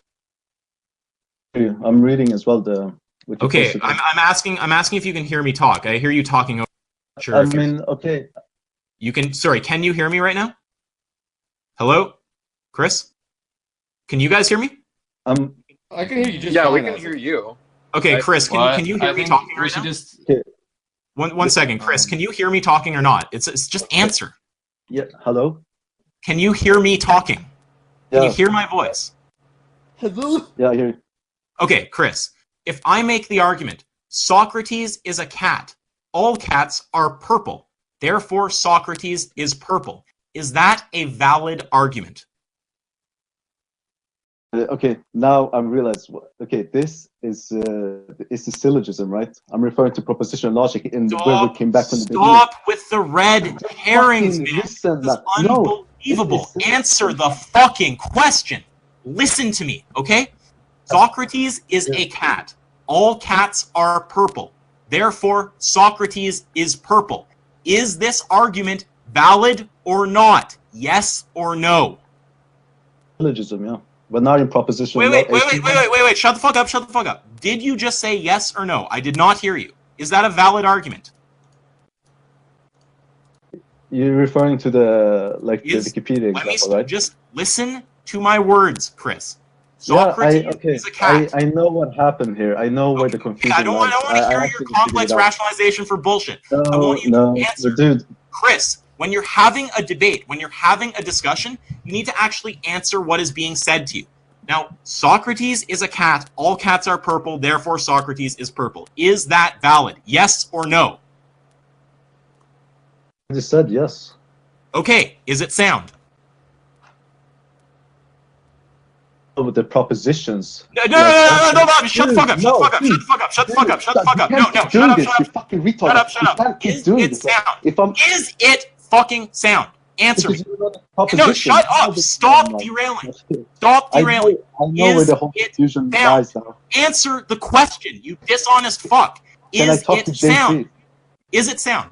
Yes or no? Stop dodging. Okay, I'm talking about... You could explain it afterwards. Just answer the question, dude. Answer the fucking question. Is it sound? The argument in Wikipedia, right? No. No, but you just said. Okay. I'm taking a piss. I'll be back in a minute. Okay, yeah. Let him... No, okay, his argument was the Wikipedia. I was the one who posted the Wikipedia. The only thing I was pointing out, like, if you look at I don't know, like, which your one definition that you posted, it just is the exact same formal logic, except that it uses different symbols. Look, but that's not what Isaac was saying. Okay, He was just asking, I know where this chat is a little. It's know. getting a little too like high maintenance, and it does seem like this guy is avoiding answering the question. So. You are kind of, though. You have to like engage with the question honestly. So, like, but if it's irrelevant, is it a valid argument? Yes or no? In your opinion, it's not irrelevant because it displays your dishonesty, dude. What the fuck? Why don't you just admit that it's not sound, but it is valid? Just admit that. It's true. It doesn't refer to the thing I said earlier. I said about in proposition logic, which I even posted the picture there, right? I'm talking about first order logic, also known as propositional logic, right? I'm not talking about syllogism because then you can't even evaluate that. But what you posted is exactly the same thing as the one I posted. Yeah. Except with different symbols. And they immediately say like afterwards. Yeah, I can't trust your ability to even understand these symbols because you're displaying an inability to understand what they mean. At the picture. Are you guys looking at the picture? Yes, and in your picture, the variable names are like the whatever. Like, they're only using the like Greek symbol instead of using A. Everything else is the same. They use the same little fucking derivation and tautological entailment system symbol. I have to say, though, Unethical Vegan, I find it hard to believe in this conversation that, like, most scholars and most people are actually, like, mired in this subject and, like, live it. Accept these definitions, yet like you have some sort of different definition that offers something like better. I think that's a little far-fetched. So like I don't know why you don't engage. Like even if you think that it's not valid, can you construct an argument with the definitions that they've given that name the trait is invalid? Because if it is truly invalid, I think that you can demonstrate that with these definitions. And also, if it's wrong, why don't you just go correct the Wikipedia page and source it and see if it stays there? Yeah. Write a thesis paper out as to why these principles are not sound. Well, no. Like we're not going that far. This guy is just an autist that's going he is basically saying that we don't understand the formal logic enough.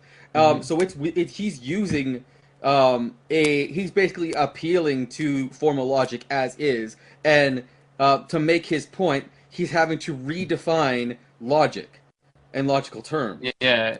It seems like he has reached this conclusion from probably like a misunderstanding of the symbols themselves.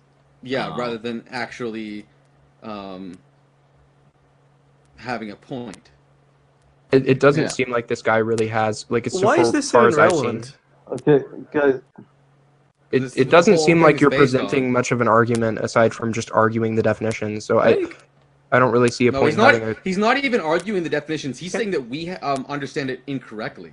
So it's not even like that he's saying the definitions. Who is this? You're showing up as 3 dots. Who is this? I'm Luck of Bravery. It's. Oh, okay. The thing is, like, if you can't explain your argument to a person who doesn't understand philosophy, that's a bad argument. Like, why do you need to refer to fucking theses or whatever you're trying to explain? Like, what's the point of that? Like, if I can't explain my argument to a 15-year-old kid who knows nothing about philosophy, then come on, man. Like, no. But that's true, though. Like, why do you need to define these definitions at all? Well, because I mean, we're talking about his dishonesty right now. Definitions, definitions are important in any conversation. Like a basic error, which is the exact same thing with a straw man. But like Zychron said, it doesn't like it. We can define them here. What's the point of drilling to different definitions all over again? Well, what do you mean? I don't understand different it. definitions. We're using the Like, standard definition of soundness that you will find on any resource for what sound arguments will say this exact thing to you. I understand that, but Here, can you guys hear me? I've been searching. Okay, so I just posted the link in the chat, right? This is exactly what I'm saying, and I don't know if you get if the contrapositive soundness, right? Wait, are you referring to completeness? Completeness and soundness are not equivalent. You know that, right? Yeah, of course. It's the other way. It's the reverse way. But I'm talking about. What do you mean it's the other way? I'm not sure. Like, if you know, it's hard to. I don't follow. No, I mean, like, when you have a predicate that is A and B for something to follow to be true, like A and B implies C, then either and fuck, hang on, I'm too tired for this. I'm looking at your link. Now again, I know how to explain. If theory is sound, then it's valid as well. That's the completeness. Yeah, you go the other way. we know that. So of course. Yeah. That's part of the definition of the sound thing. Yeah, sound is theory of soundness. Sound is defined that as something that is valid and something that is where the premises are true. Of course, if something is sound, then it necessarily must be valid because it's in the definition. But the reverse is not the same thing. Like, it can be valid but not sound. They're not intertwined as if if one of them negates the other one. Wait, I'm not sure which what I said from the beginning. If it's not sound, then it's not valid. This is the contrapositive. Yes.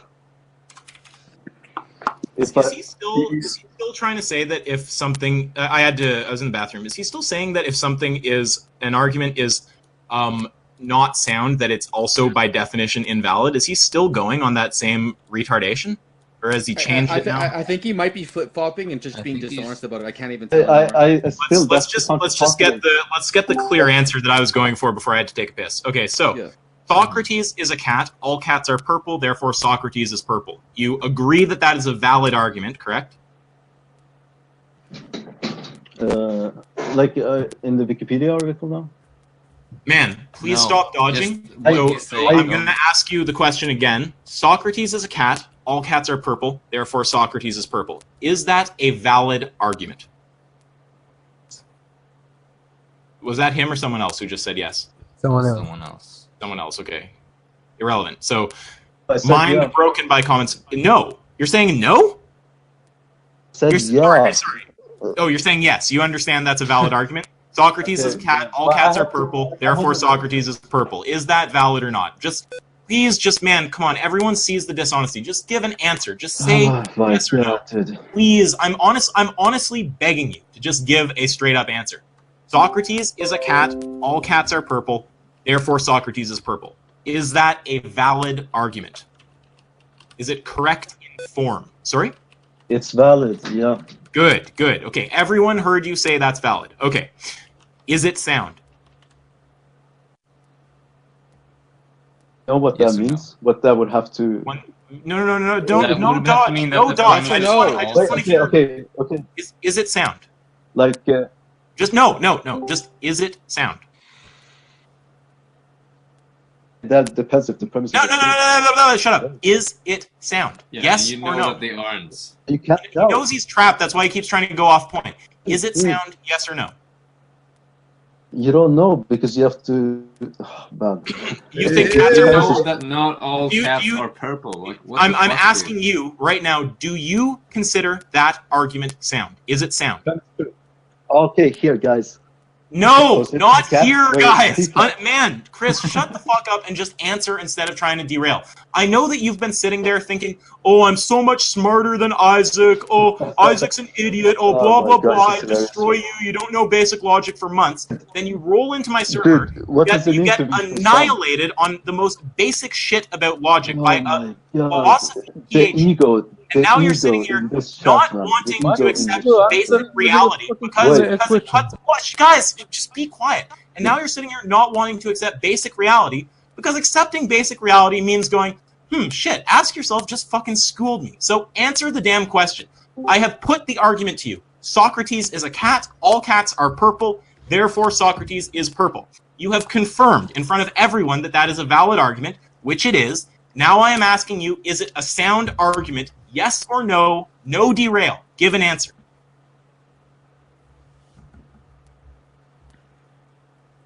Chris, are all cats? No, just let him. Let him answer. It's not sound. Yeah, that example is not sound. Okay, so if the argument is valid but is not sound, then it is not true that all unsound arguments are invalid.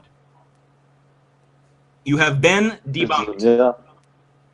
Okay, so you understand. So shut up. You understand now that not all unsound. One second. You understand now that an argument being unsound does not mean that it's invalid by your own admission, because you have just said Socrates is a cat, all cats are purple, therefore Socrates is purple. Stop cutting in because you know you're wrong, okay? I have just asked you. I've put the argument to you, Socrates is a cat, all cats are purple, therefore Socrates is purple. You have confirmed that that argument is both valid and unsound. Therefore, you cannot say that all unsound arguments are invalid. You have just confirmed that an unsound argument is in fact valid. So do you now accept that you were wrong to say that all unsound arguments are invalid? No, don't ask me a question. Don't ask me a question. Answer the question. Answer. Dude. Stop derailing. By syllogism, and this is what I said in the beginning. Shut the fuck up about syllogism. Okay, what the hell are you on about? Absolutely, wow. Just wow, okay, man. I want to ask everyone in here, every single person with a mic, please turn on your mic and answer this question. Has he answered what has been asked to him? No. No. Not at all, man. No. So no one thinks you've answered the question. So answer the damn question, Chris. Not all unsound arguments are invalid. Yes or no? Like, is this the conversation is going to go that you ask my question and I just say yes or no, even if it's irrelevant? Drop your fucking ego. You can just admit that you were wrong. Look, Chris, this can go in this direction. If you want to keep just being rude and trying to act like, oh, they're being rude, and then eventually just leave because, like, oh, I'm getting... Okay, do you understand my position? Chris, answer the question. Wait, don't talk, Chris. Answer the question. Everyone sees that you're dodging, okay? Do you accept that not all unsound arguments are also invalid? Yes or no? Don't give me a sentence. Give me a yes or a no. Not all. Yeah, Chris, I said not all. Not derail. Answer the question. If I hear anything other than yes and no, I'm just going to talk over you and tell you to answer the question. So I will put it to you again, and you're just going to have to keep hearing the same fucking question over and over and over until you give a clear answer. Again, I have put the argument to you. Socrates is a cat. All cats are purple. Therefore, Socrates is purple. you have confirmed that that argument is valid but not sound. So it follows from that that not all unsound arguments are also invalid, contradicting your initial statement. Do you accept this, yes or no? No, because I never said all. Oh my god. You know, ironically, why you just don't admit that you're wrong on this point. Dude, okay, can I talk? Can I explain, guys? But look, previously, yeah. Guys, Let JHC talk. I like JHC. He's good with it.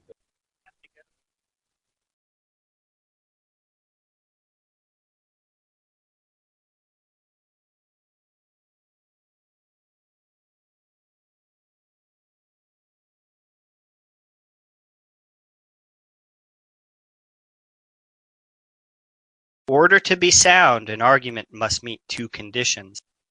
Must A, be valid, and B, have all true premises. An unsound argument is any argument that fails to meet one or both of these conditions. Perfect. Thank you. Thank you very much. Yeah, I think it's like a moral horse thing. You know, they just want to feel good, like when they post pictures, like, oh, why do they eat dogs in China, blah blah blah. But I wouldn't say that they're actually like when the vegans post those pictures, or not necessarily vegan, but like even meat eaters. You know, like if they post these pictures. So I think like what do you mean when they post pictures? Like basically. When they post pictures of like people eating dogs in China, you know, or like people in China eating dogs, right? Like, yeah, like they feel bad about this. They might not even object to the killing of dogs, but I bet they'd object to the torture of dogs. They'd object to the torture of all these animals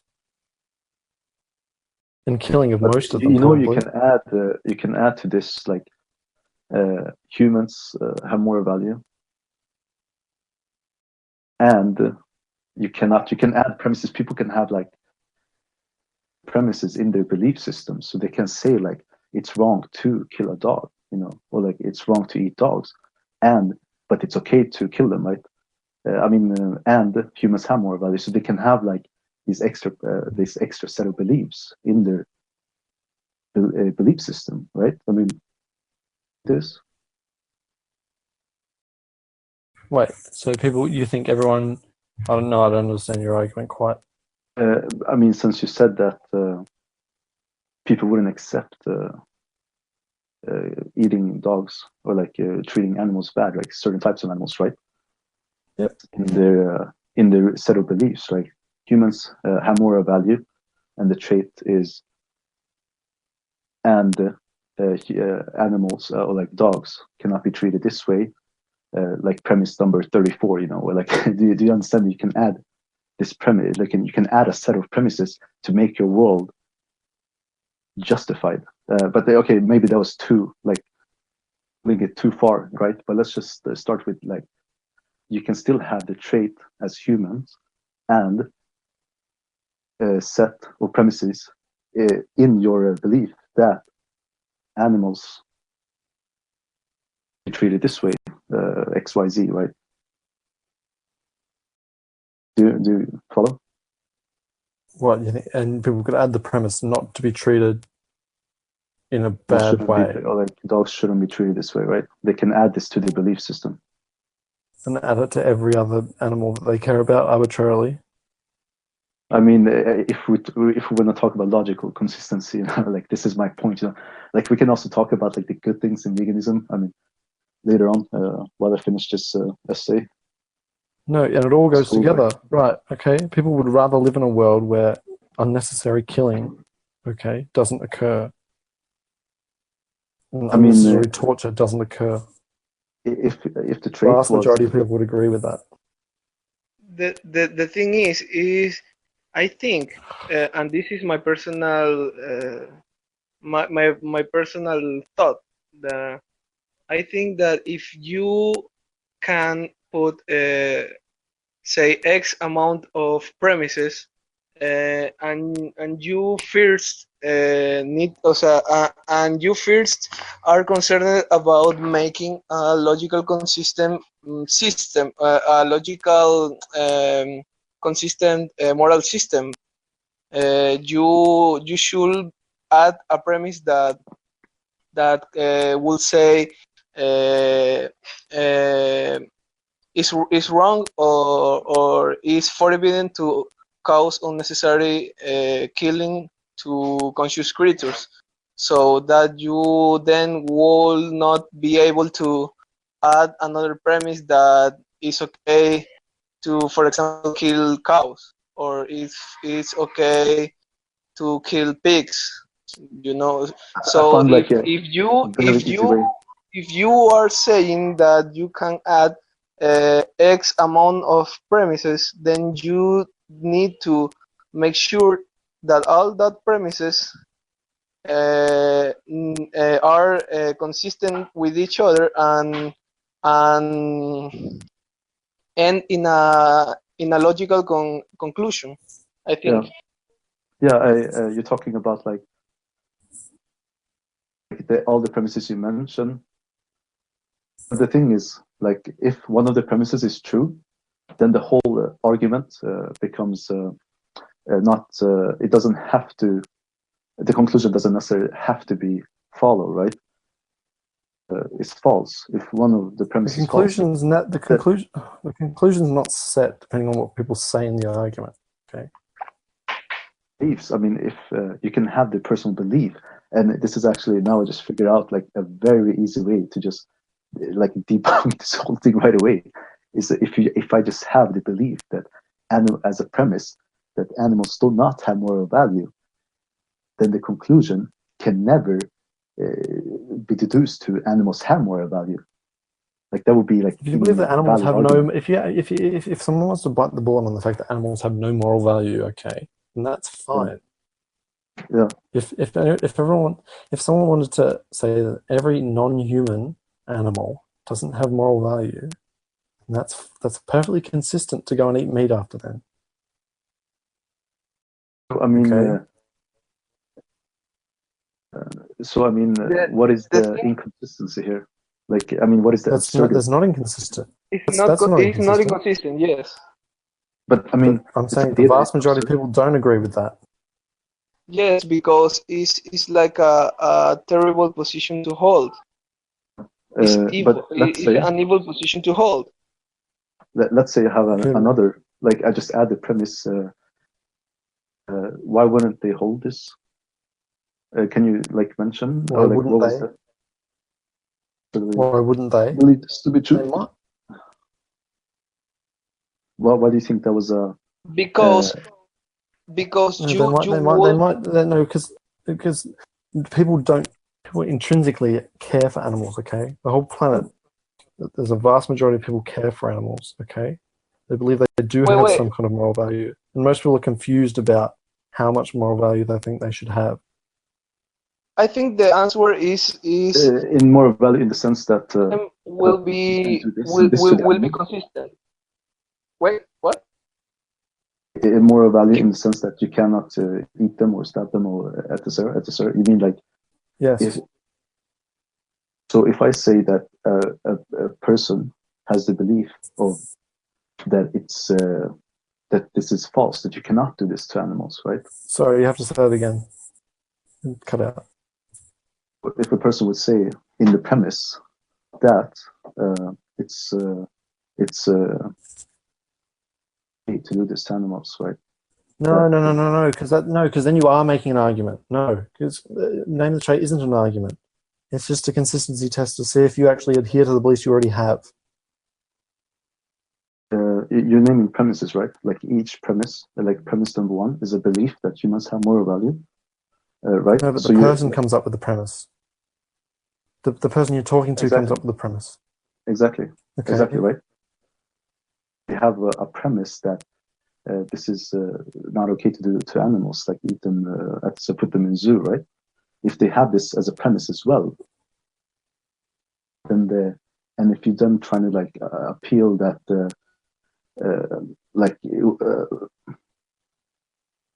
wait, as a premise, right?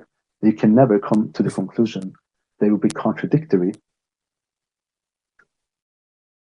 wrong or like Which premise? Which premise? If they come let's to say the like premise boiling of, dogs, right? it's bad or it's fine. That it's bad.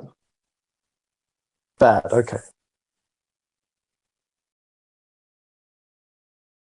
Then what? Then you cannot. Then where would the inconsistent? If you're trying to like apply this, you're trying to apply the main trait to, for example, me, right? Where I hold the belief that humans have moral value. It's one, and premise two, it's bad to boil dogs, right?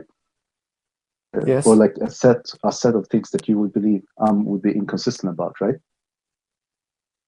Then like the premise of like trading differences, trading the traits. I mean, which I'm not sure. Actually, there's an implicit thing going on, but I'm not sure. We don't have to go down that path, right? But if I add the premises which you think I'm inconsistent, I still boil dogs. I still like eat chicken, while the fact that humans have moral value.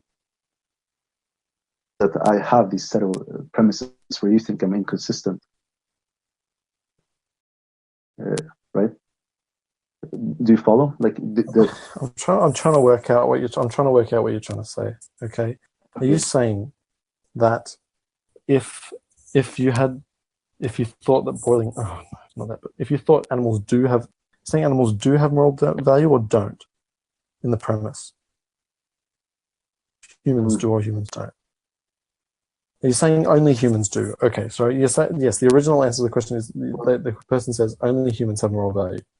Okay, even in DNA. Okay. From there, are you saying what you're going to add? The person can add an infinite number of caveats to that premise? Yeah, I mean, to the situations where you think the person will be inconsistent. For example, no, they wouldn't be inconsistent by treating animals badly. Okay. If they also think treating animals. Exactly. So you would come down to you cannot treat an animal bad. Humans already have moral value, right? And you would apply the whole law of identity. Do you follow so far? You have to give a justification for why you would give them that treatment. Why you would give them some respect. What? If the original answer to the question about do you think humans, or what do you think humans have moral value is, I only think human DNA is valuable. Okay, you would have to explain why the animals then would get some special treatment, or some animals would get some special treatment. Trait, right? No, but the trait was human DNA.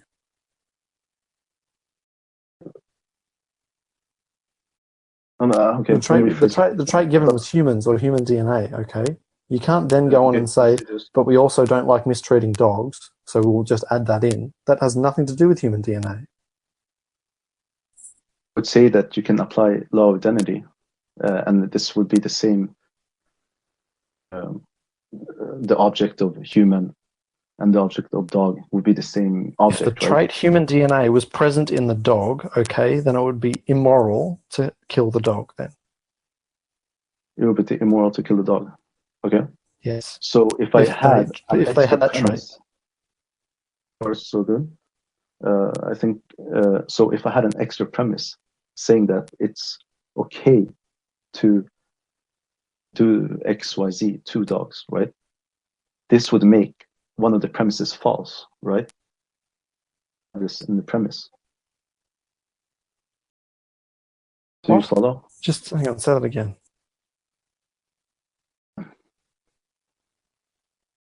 If I say the trait, yes, yeah, is human, right?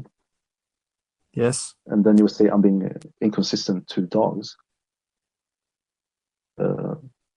Because they're not human, right? You would say I'm being inconsistent in, for example, boiling them. Okay. Yes. because I'm a human. No. If the trait of human DNA was applied to dogs, okay, and it's hypothetical, okay, the dog now possesses human DNA of some kind, okay, it would be then unethical. It would be wrong to mistreat them. Dog. But it would be wrong to mistreat the dog. Sorry, you have to say that again. You roboted a bit.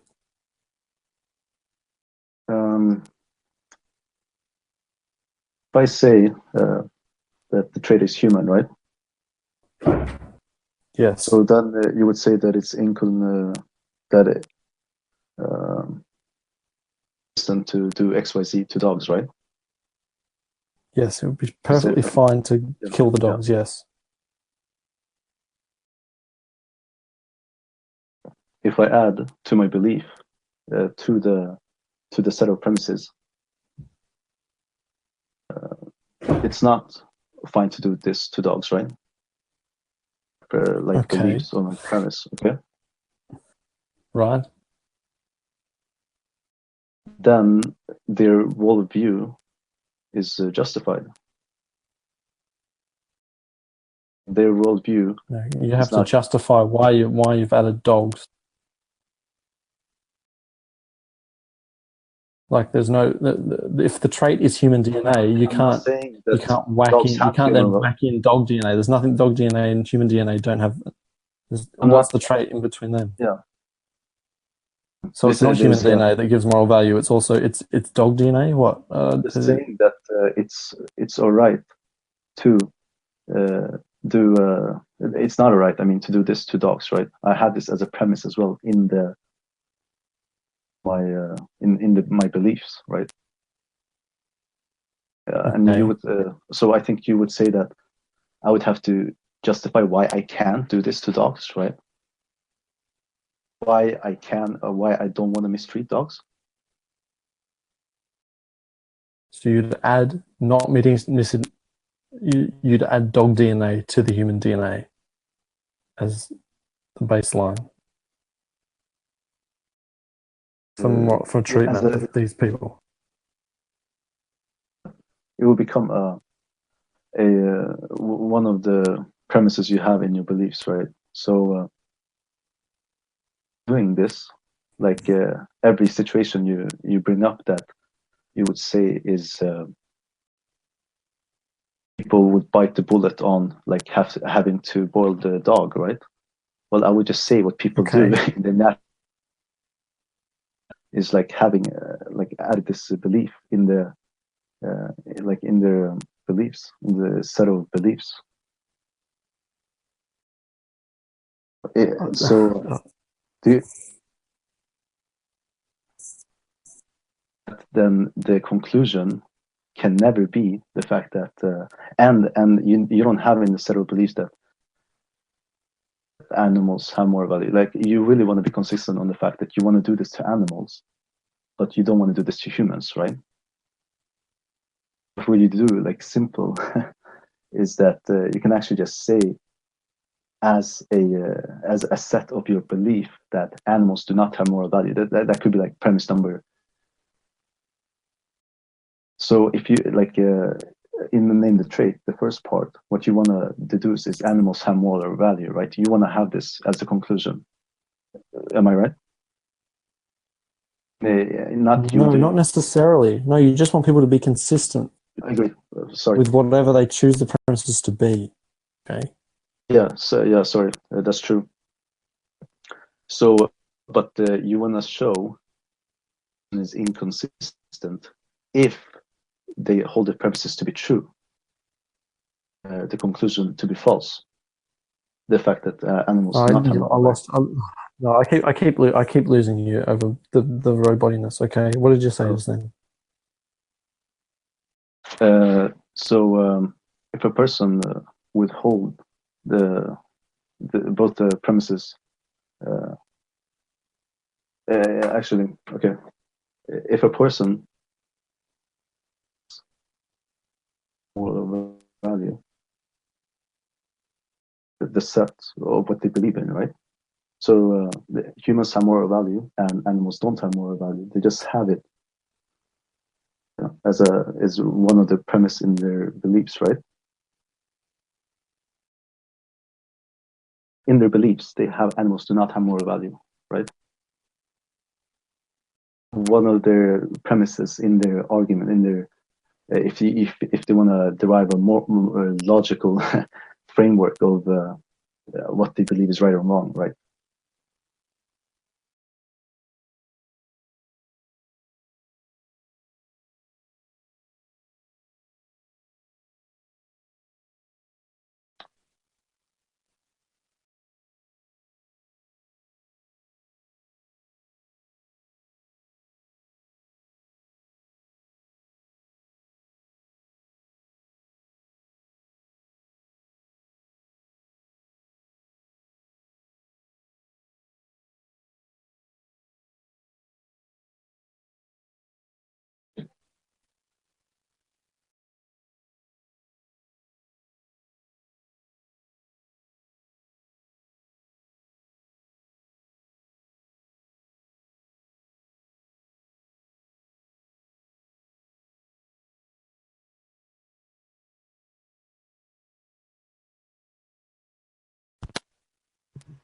I just gotta say, while retard is gone, you guys have a level of patience that I will never achieve in my life.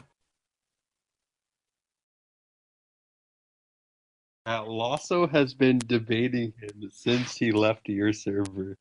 You're honestly crazy. I mean, I don't. What motivates you to talk to someone this retarded?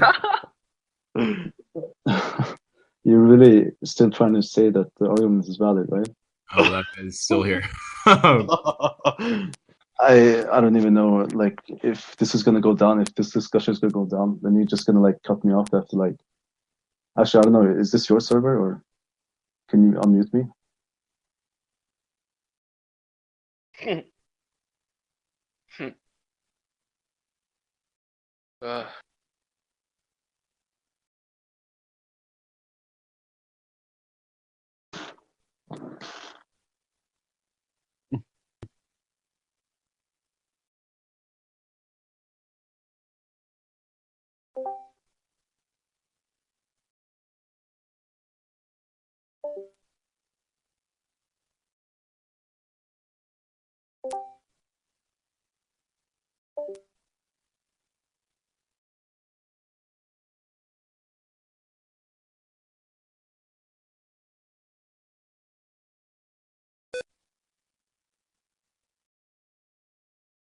No, my whole internet disconnected for a bit. Okay, what I was saying before I disconnected was, and you might have said something that already addresses this, but I don't know.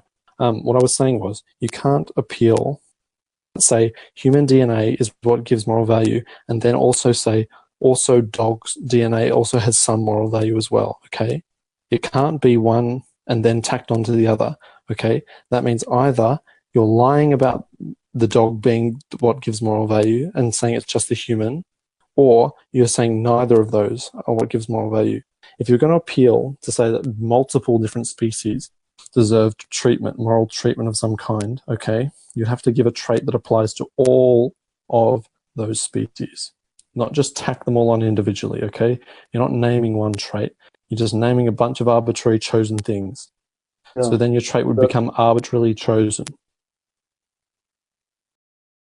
I know this is not necessarily like false to do that, because I'm retarded asking stuff would say like, well, if an arbitrary trait would be applied to you, would you go down that path? Wait, sorry, say that again. You'd be quiet, sorry. The last point was, that if I have in the premise, if I have in my belief system, do not have a moral value. Like, this is a thing I believe, right? Okay, Then, yes, if they think that animals don't have moral value and only humans, yeah, okay, keep going. Yeah. Conclusion of can never be animals have moral value. This is yes. false. Yep, it would never be why would it be false? It doesn't necessarily have to be false, but Because it can be false, and it can be can't, true, right? It can't be ever. You can't ever say that animals would have a moral value because they lack the trait that you've said originally that gives moral value. But like the point is, I mean, you're trying to show that like if all the premises are true, right? Yeah, if you've said that you believe in human moral value and you believe that the trait is human DNA, then that means animals have no claim to moral value at all. Yeah. Obviously, then the conclusion has to be true as well. I mean, the conclusion, the fact that animals have moral value, right? Only if you accept that something like sentience would be the trait. Okay. You said it would be inconsistent to, for example, stab an animal, right? No, not if they believe that only human DNA is what gives moral value. Yeah. Okay. Yeah. Are we good? Are we all good? Okay. Do we understand that we can't just grab a whole bunch of different animals and say, I think these guys should have moral value and these guys should have moral value, and that's my premise. Okay. You're not naming a trait, then you're just arbitrarily choosing things. Okay. Yeah, which is not like false. You can't do that, but okay. No, it is. I want to come back to you're not naming anything. Yeah. I mean, not specifically, right? But whole thing of okay. Well, I think look, we're in agreement on a vast majority of things here. Okay. If that's why people think that sentience is a good thing. Okay, because that's what casts the net over all these different animals without justifying the slaughter and mistreatment, okay, of all these different animals, okay? And any attempt to name a trait other than sentience or something similar to that, okay, ends up justifying the mistreatment and slaughter of all these other animals that a lot of the public care about, but their actions aren't consistent, or their words aren't consistent with their actions, okay? That's what naming the trait makes them realize, okay? And even if you think it's a bit of a sneaky bit of argumentation, at least it gets them thinking about the topic, okay? Yeah, but that will be one of the things that if you don't mention, it says that you cannot say these two are the premises, and then you go like, I'm actually referring to ask yourself now, because you came in here, and it goes on the Matthew's spiel, about, oh, is he? Oh, he's too. Naming implicitly, like referring to things, that you can like objectively say something about the universe, right? This has nothing. Don't worry. This has nothing to do with objective beliefs about the universe. Okay, this is when you deploy this system of consistency test. You're asking an individual what they think. Okay, how they think the world should be run, and whether they are consistent with that in their action. Okay. It doesn't require. He made that assumption. It doesn't require an objective or a subjective belief in universal things. Well, okay, it's completely irrelevant to the point. I'm not like. I don't want to interrupt you now. I'm actually like frustrated with Ask Yourself, because kept cutting in on this very point that he's assuming. I think it had been a long conversation, and everyone was a bit okay. I think no one really wanted to keep going. But he's implicitly assuming. The fact that this idea that you can objectively say the trait about like the objects, right? And then he wants to apply like the law of identity, and this is what I wanted to get to but I never got to this point because he just kept like muting and unmuting. Do we agree? Do we agree now? And despite all this law of identity carry on, okay? Do we agree? Okay. So I would say the name of the trade argument, okay, it's not hiding things that make it inconsistent, okay? The premises, if you're saying the premises are decided by the person you're talking to, okay? It's up to them whether their conclusions follow their premises. But he cannot then implicitly assume things about the universe or the way that the person is trying Okay, to. it doesn't matter if anyone's implicitly assuming anything about the universe. Okay, we're only humans. Okay, we don't need universal human knowledge about everything in the universe. All right, we don't need to talk about He any wants of to that. apply he's trying to make this retarded method of applying like the law of identity to real world physical No, he's saying, okay, objects. no, look, okay, if you say, doing this in okay, the let's sense go, that- we'll make the example like the DNA thing, okay? We were asking about, okay, if you said that human DNA was the trait, okay, the law of identity thing was sort of saying, if you had a dog then that assumed that trait and all the characteristics that go with that human DNA trait, then they would also have moral value, okay? They would be the human. They would be the human that also has moral value, just like the other human. Okay, that was sort of the idea of that whole point. That is also irrelevant to what we've got through right now. Look, I think we've made some progress here. Okay.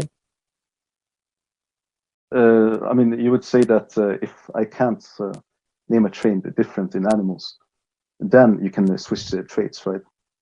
Well, this is what he's been, his whole premise too, right? If I can't name a trait, then you can apply the law of identity, switching traits in between. Therefore, it's the same object, and if this object does not have, you're still naming one trait. Pardon? You're naming one trait, okay? And things and beings that have that trait, then, according to whoever says it, they should have moral value. Okay? Yeah, because that's it. That's the consistency test. Yeah, I understand, man. This is because of the law of identity, right? Like a lot, this is what I tried like 20 times tell this to him, that you cannot. I don't give a fuck about the law of identity. Okay, like if they have the trait, okay, then they have moral value. But people don't do this, okay?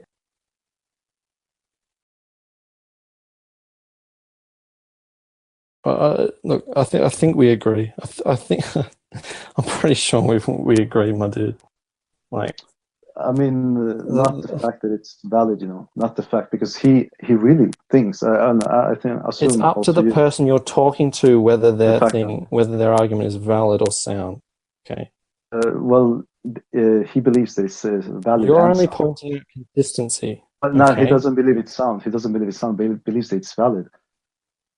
If this are true, then the conclusion, which is the animals have to have moral value. If the premise is true, if you believe in human moral value, and if you believe that you cannot name a trait different in the animals, you cannot name the specific difference to have moral value. Am I right? No, you have to say that again. Basically, he says that if both of the premises are true, then the conclusion have to follow, right? Yes. And this is the logical consistency, right? And I would say, no, this is not the case, Then I would go down this route of that he has like implicit things. No, all right. Well, give me an example. Give me an example, okay? If someone says that human DNA is the trait, okay, that gives moral value, okay, then what? Tell me a system where that wouldn't reach a conclusion that's true. Necessarily mean there's no inference rules that you can apply to reach the conclusion, right? We have to also define like what, because there's so many implicit things here about if humans have moral value, then you have to name a trait. No, right? but it's up to the person deciding. It doesn't matter if they really objectively universally have. Okay, it's up to the person you're talking to. Okay, if they say only human DNA, that is the trait that gives moral value. Okay, I have that DNA, therefore I have moral value. Okay, that's a valid statement. Okay, they can also say if they truly believe that human DNA is what gives moral value, they can also make the statement, okay, human DNA is what gives moral value. That pig over there doesn't have human DNA, Therefore, that pig doesn't have any moral value. I can treat it however I like. It's a morally neutral action. Okay? I mean, I understand this, the name the trait, you know, why he thinks it's, but my problem with this is that it's just linguistically stating, you know, and then like sneakily trying to apply like the law of identity, which does not make sense unless You don't have add to. implicit. It's Wait not, 1 second. When you're talking to people on the street about this topic, you're not going to have to explain the law of identity to them. Okay? Cannot Most be people will have consistency built in. Like, it can apply if you have like more implicit stuff, but I mean, then you could like retweak, name the trait, and like make the conclusion follow, but it's not. It's like underdeveloped, right? And that's not that's like a minor issue. You know, the major issue. The person comes up with a trait, okay? Wait, yeah. Even if you like linguistically state these implicit stuff, then you have to show through the process, like when you apply like the inference rules, you have to show step by step. There's a conclusion. Yeah, you might have this conversation. So you might. Yeah, if someone has a real trouble understanding, you might have to explain the law of identity. It doesn't have to be in the first sentence of what you say to them. Okay. That's why I don't understand this massive like gripe that people have with the argument. My point is that ask yourself, think that name the trait is a valid argument, right? That inference rules can be applied. So what he's saying is, okay, this is a valid argument. Inference rules can be applied. Bam. Now, if the premises are true, then the conclusion has to be true as well. And it's up to the person making the claim that this argument is valid. Right, and then he's going to go down the route of like law of identity, blah blah blah, which I would say is what's the blah blah like, blah? Like law of identity, like the fact that you're switching traits. If I can't name a trait, you know, this path. If someone came up to your original conversation with Isaac or someone and said, "I only believe human DNA is what gives moral value," and was consistent on all of those points, there's no grounds to say that person's inconsistent. Even if I name, I can say that like I believe humans have moral value, right? I say that this is an invalid argument, therefore I can believe that humans have moral value. And second premise, actually I don't even think people would accept that the second premise is like fundamentally true. Like he thinks that the second premise, if you can't name a trait, therefore it's a contradiction. You know, the second premise of if you can't name a trait that's different between animals that humans have, that's if you can't name a trait that no, because human DNA. No. What are you talking about? We're talking about one that we did answer that question. If you said that human DNA was the trait, okay, animals don't have that trait, okay. So it would be consistent for that person to kill those animals, okay? It would also be consistent. Yeah. They would have to bite the bullet and live in a world where torture and all that was okay, okay? This isn't an argument for veganism necessarily.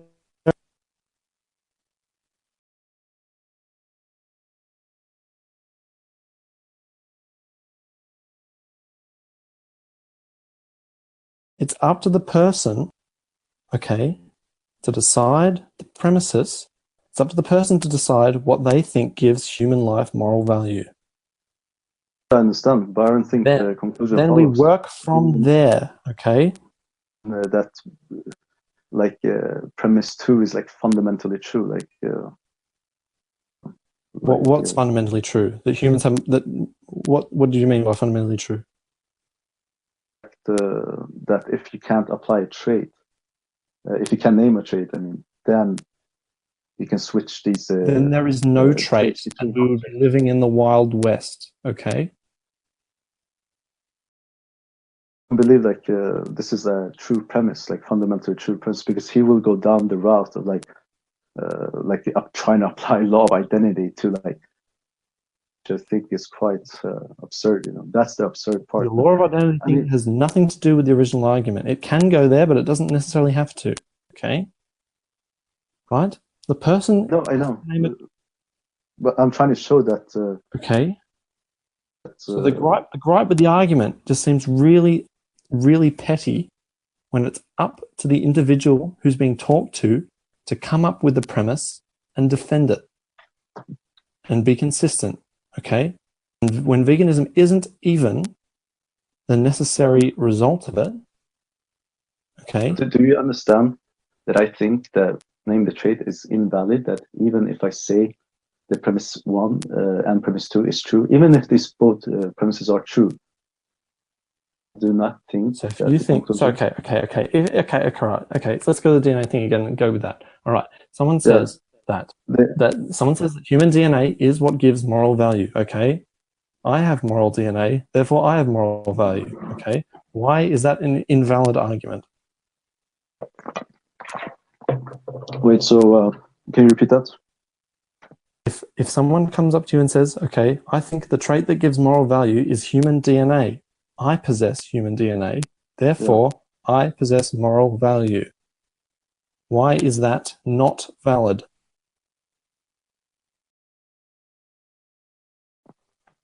Wait 1 sec. Hey.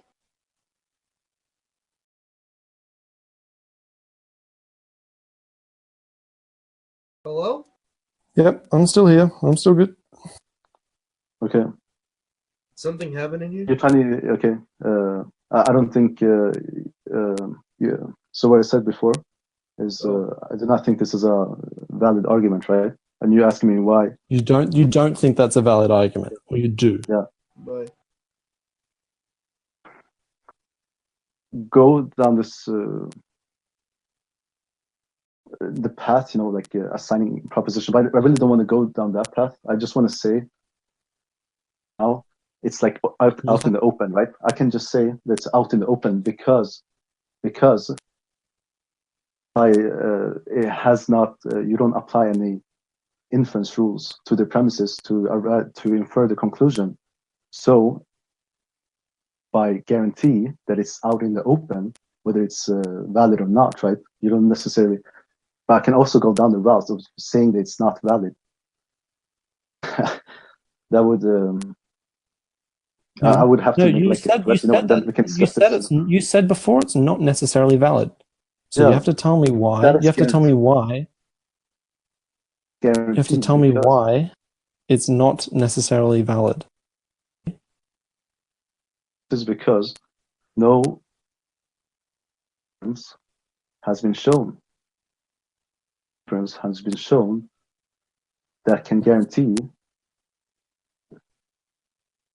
Sorry, you have to repeat that. You roboted. Sorry, go again. Right. Like Isaac does not even try. Forget Isaac. Talk to me. Talk to me. Talk to me. Forget it. Forget it. Okay, talk to me. Why is the argument invalid? Yeah. Yeah. Well. I mean, let's just first talk about. It's out in the open, right? This in this. No, it is true in this isolation of the statement itself. Okay. Okay. You're asking the person what gives moral value. Okay, I believe that human DNA gives moral value. I have human DNA, therefore I have moral value. Okay, those three statements are valid. The premises are valid, but the argument does not necessarily have to be valid, right? And this is my point. It's not about if it has to be valid. You have to say why that statement is invalid. I don't want to go down that path, because I'm gonna have to go into like defining propositions. We have to define each word in the premise. And I mean, and actually, I don't want to necessarily 100% guarantee this. No, go on. Go on. Give me the hot take of it. I can guarantee like to 100% that it is it's not like guaranteed to be true. Like this argument is not guaranteed to be valid. Don't show you don't show any. It's out in the open right now, right? what Ask Yourself would say that this name the trait. It's not necessarily sound. Okay, but it's valid. Yeah. No. I mean, you're saying it's valid. Then I would expect to see some type of the whole process of natural deduction where you just apply inference rule, you prove an argument to be valid. I mean, just saying, like Isaac, retarded ask yourself, says like, valid though, or fundamental truth though, that does not apply, you know. Do you understand? It does not apply. Whether it's fundamental truth has no bearing on it being valid. Yeah, exactly. I mean, you're basically saying it's valid. Why is it valid? Because the two premises lead to the conclusion. Okay, why is that? And then you will go down the, then you will go down like the. No, because that's as far as it goes for validity. Then I would say. Okay, you then work from there. You then work, are the premises correct? Okay, then you work out the soundness of the argument. I know. But then I would expect you to show. Okay.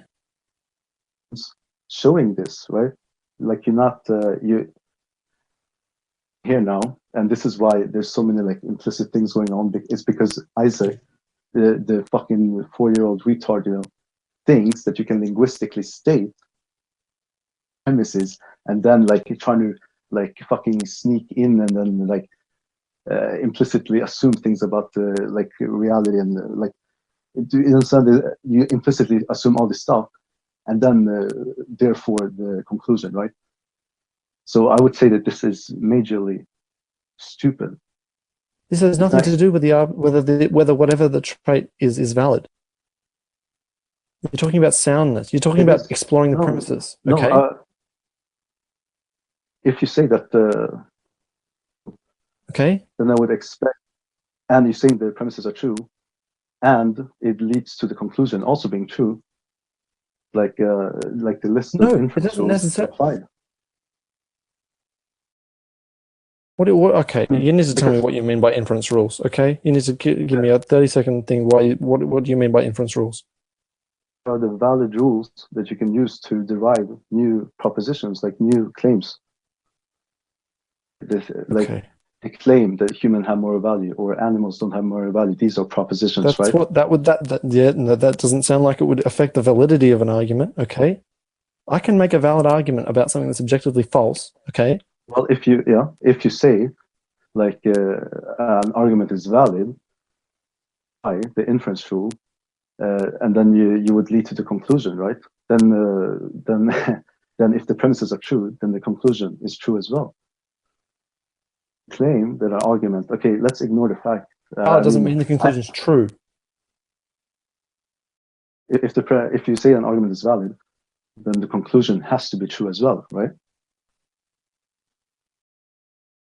No, the premises have to be true themselves. Yeah, exactly. If the argument is valid and the premises are true, not valid. Okay, true, sound. If the whole argument is valid, if the whole argument is valid, doesn't mean the conclusion is true. I agree with this. However, if the argument is valid, premises are true, then the argument is sound. Yes. Exactly. I agree. Yes. So so what you said before. Okay. You ask yourself. Yeah. Forget ask yourself. Talk to me. So basically the same question, right? Is claim, for example, the sky is round, right? Is what? Round. Blue or round? Round.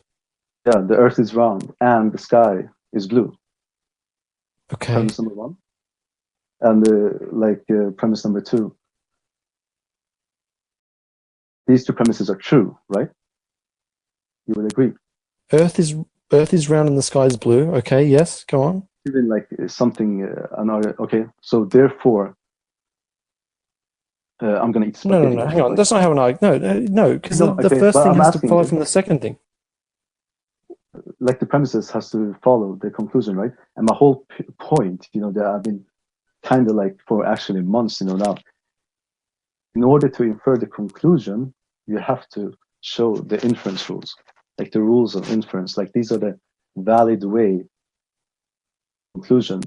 Like going on a spiel, about. No, you just have to. No, you just have to prove your premise. You just have to prove the premises are correct.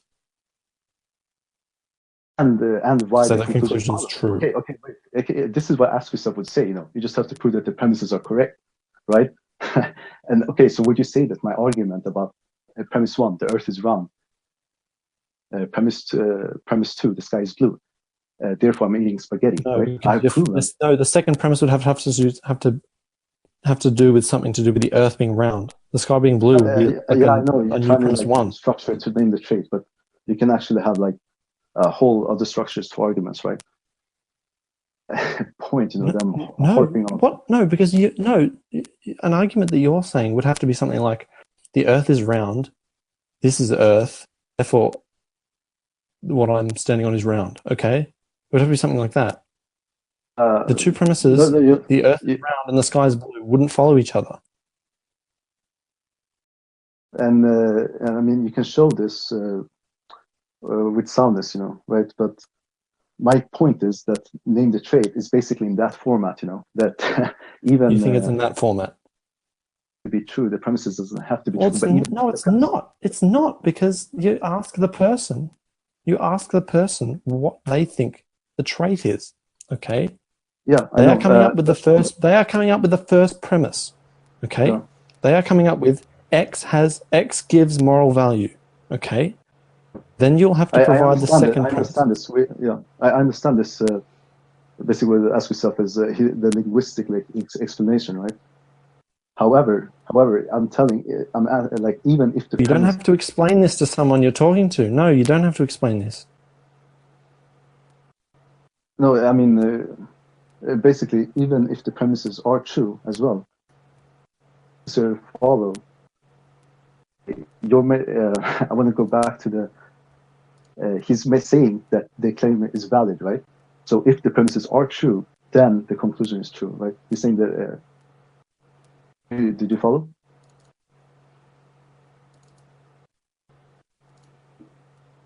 If you're trying to say that the argument is valid, then I'm assuming you can apply the inference.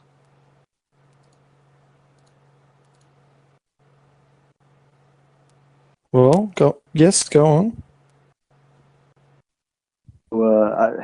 Like this.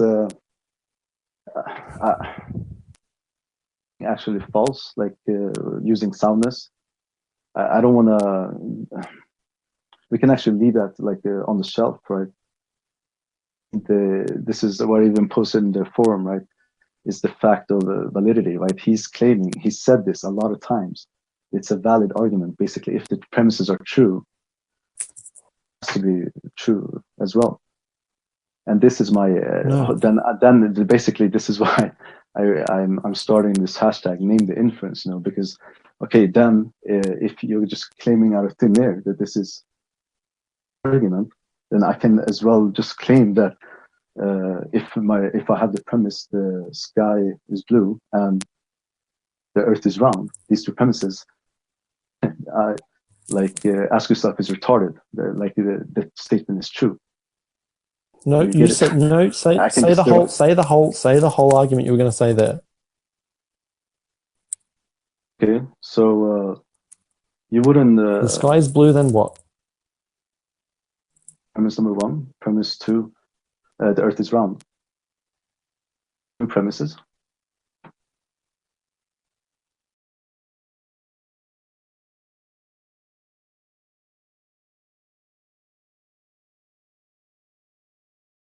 Basically, ask yourself is like.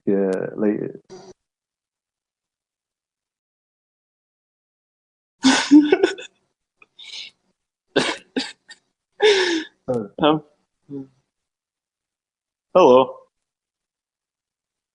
Let's get on topic, boys. Let's get on topic. See a problem with not having inference, like in a formal way of saying why an argument is valid. Issue.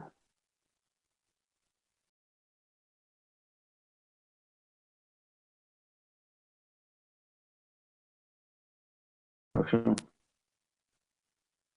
Maybe like that or something.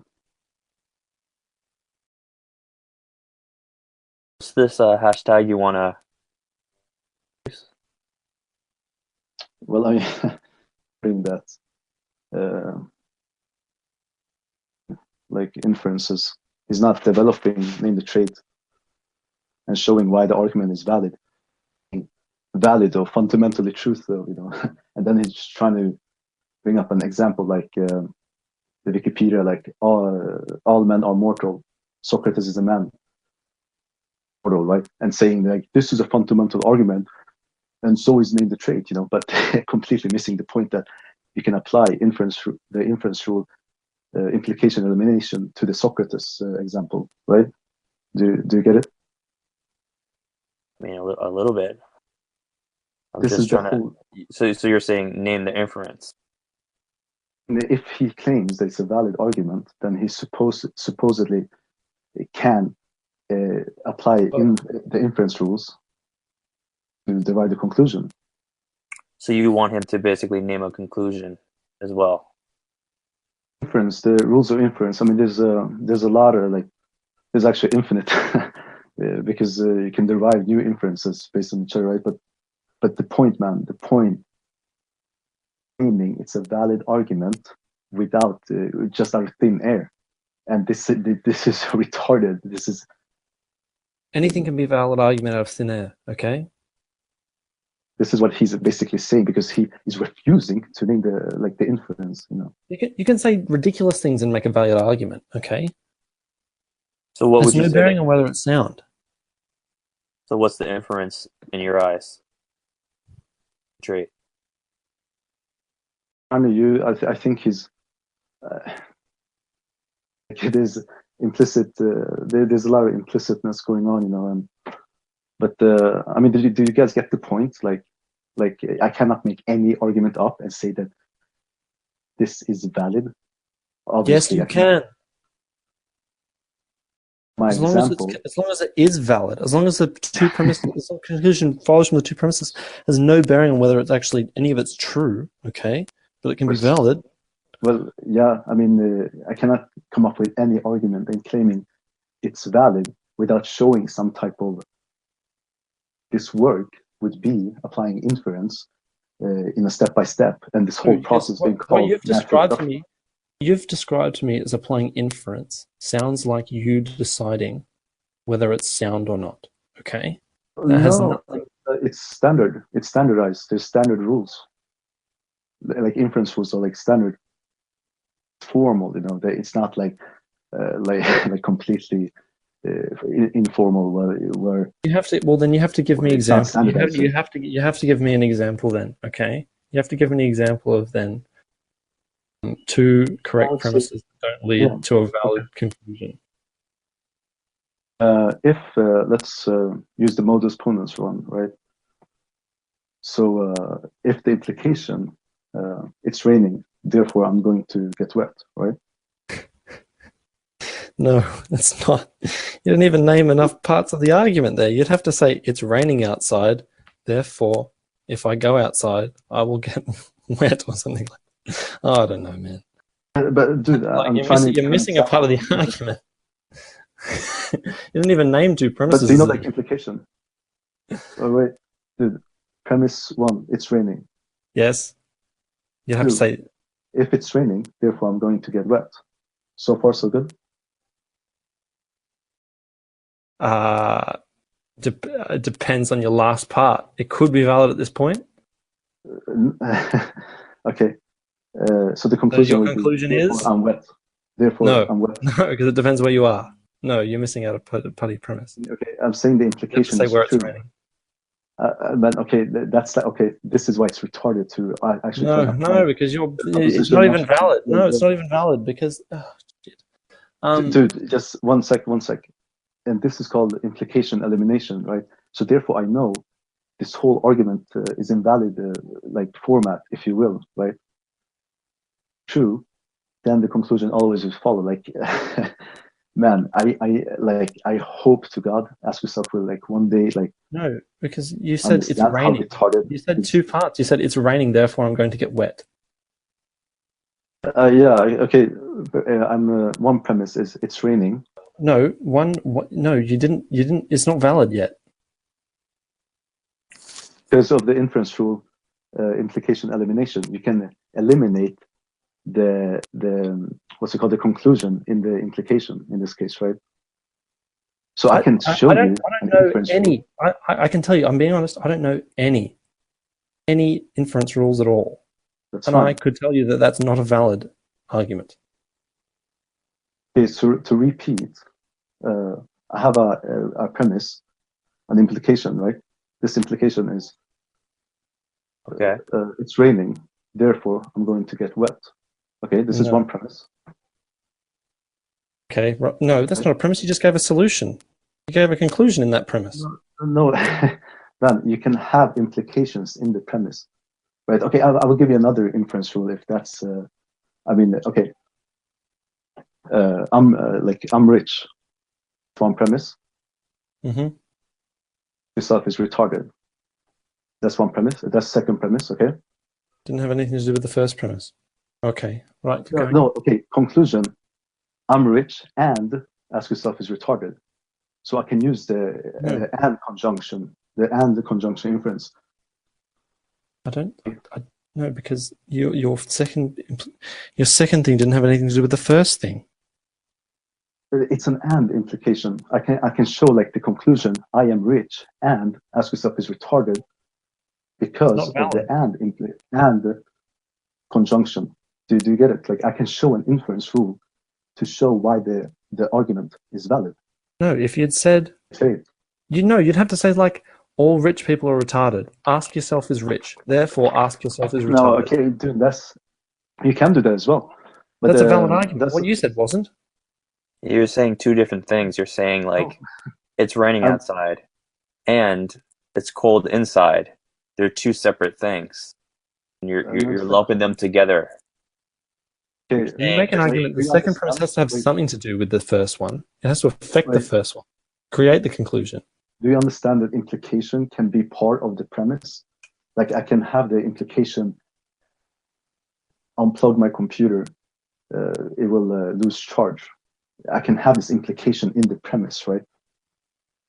I mean, you're having you could have an implication, but you were saying before you were arguing for inference.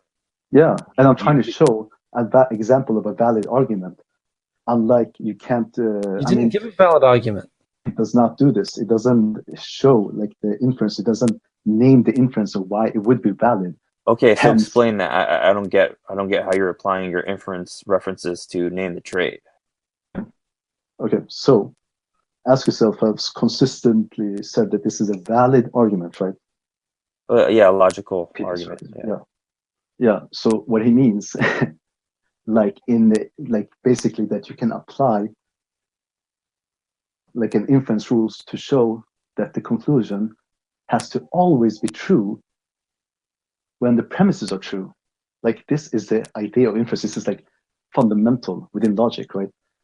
Now he doesn't want to do this, right? He's just like, but well, it's valid. It's like so obvious though, like throwing out retarded things, like this idiot, So I'm saying then that okay, if you say that it's a valid argument, then show the inference rules applied to make sure that the conclusion is true whenever the premises are true as well. If it's not valid, which I mean, we can. I don't want to go down that route, and I'm not necessarily. That's not even like a point. We can just ignore that completely. Is saying it's a valid argument, right? Period. He should show with inference rules that it's valid. Otherwise, if he's saying that, well, obvious though, then I can just come up with any two premises and derive anything. Then I can just say, this guy is blue. No, well, you can't come up with any premises and call it a valid argument. That's what basically ask yourself is doing because he doesn't want to name the inference rule. He say it's valid, however, he doesn't want to name the inference rule. Do you understand that that's retarded? Studied logic. So does every argument? You're saying every argument needs an inference rule. To be formal, yeah. Otherwise, it's I don't even know what to call it. It could be like informal, but it's not logic. I don't know what it is.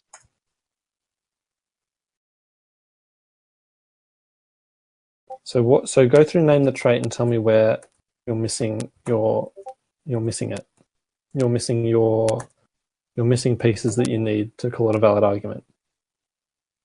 Tell me that. Well, I would just repeat, that.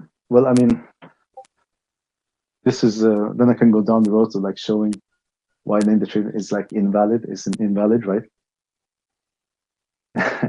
We can put this on the shelf because that could be like advanced and we could misunderstand each other, right? However, I want you guys to get the point that if Ask Yourself is saying that it's a valid argument, which you guys believe as well, right? You believe it's a valid argument. No, but it's not an argument in and of itself. Well, you're saying that it's valid in the sense that if the premises are true, then the conclusion has to be true, right? What validity means. If the premises are true, then it is true, yes. But the premises so this is aren't validity. there yet. In the original name the trait, the premises aren't even really there yet. And you can set the premise to be true or false. I think this is what you mean. You can set that humans does not necessarily have to have moral value. You can believe that humans don't have moral value, right? So that would be a false premise, right? You can set the premise to true or false, right? And this is true. Yeah, no, but you could say that humans have moral value, and then name the trait wouldn't like tell you that that's wrong. You would expose whether you actually believe that or not. That's all it would do. Yeah, I agree. Like, but I'm not really like pointing this out. I'm pointing out the fact that if it's a valid argument, right, which Ask Yourself is claiming, you're saying if the premises are true, then the conclusion is true, right? Argument. Yes. Okay. So, can you get in his head? In order for it to be valid, he has to apply inference rules. Otherwise, what he's doing, what I can do with the Earth is round and sky is blue example, right? I can just name anything. It doesn't even and infer like any type of conclusion, right? So, inference rules, then you know for certain that the argument is valid. Again, no, but isn't he inferring that animal rights are but animal rights follow human rights? That's the inference right there. Animal rights infer from human rights. Yeah, I mean he's also with the second premise that if you can't name a trait, right, then therefore there will be the same object. Like all this talk, he did, that's not inference. That's just a further implicit, implicit premises. He doesn't even want to add these. So it's like really confusing. This is like such an underdeveloped like argument. Like I mean, in the sense. Yeah, but I'm looking at the definition of inference, saying a conclusion reached on the basis of evidence or reasoning.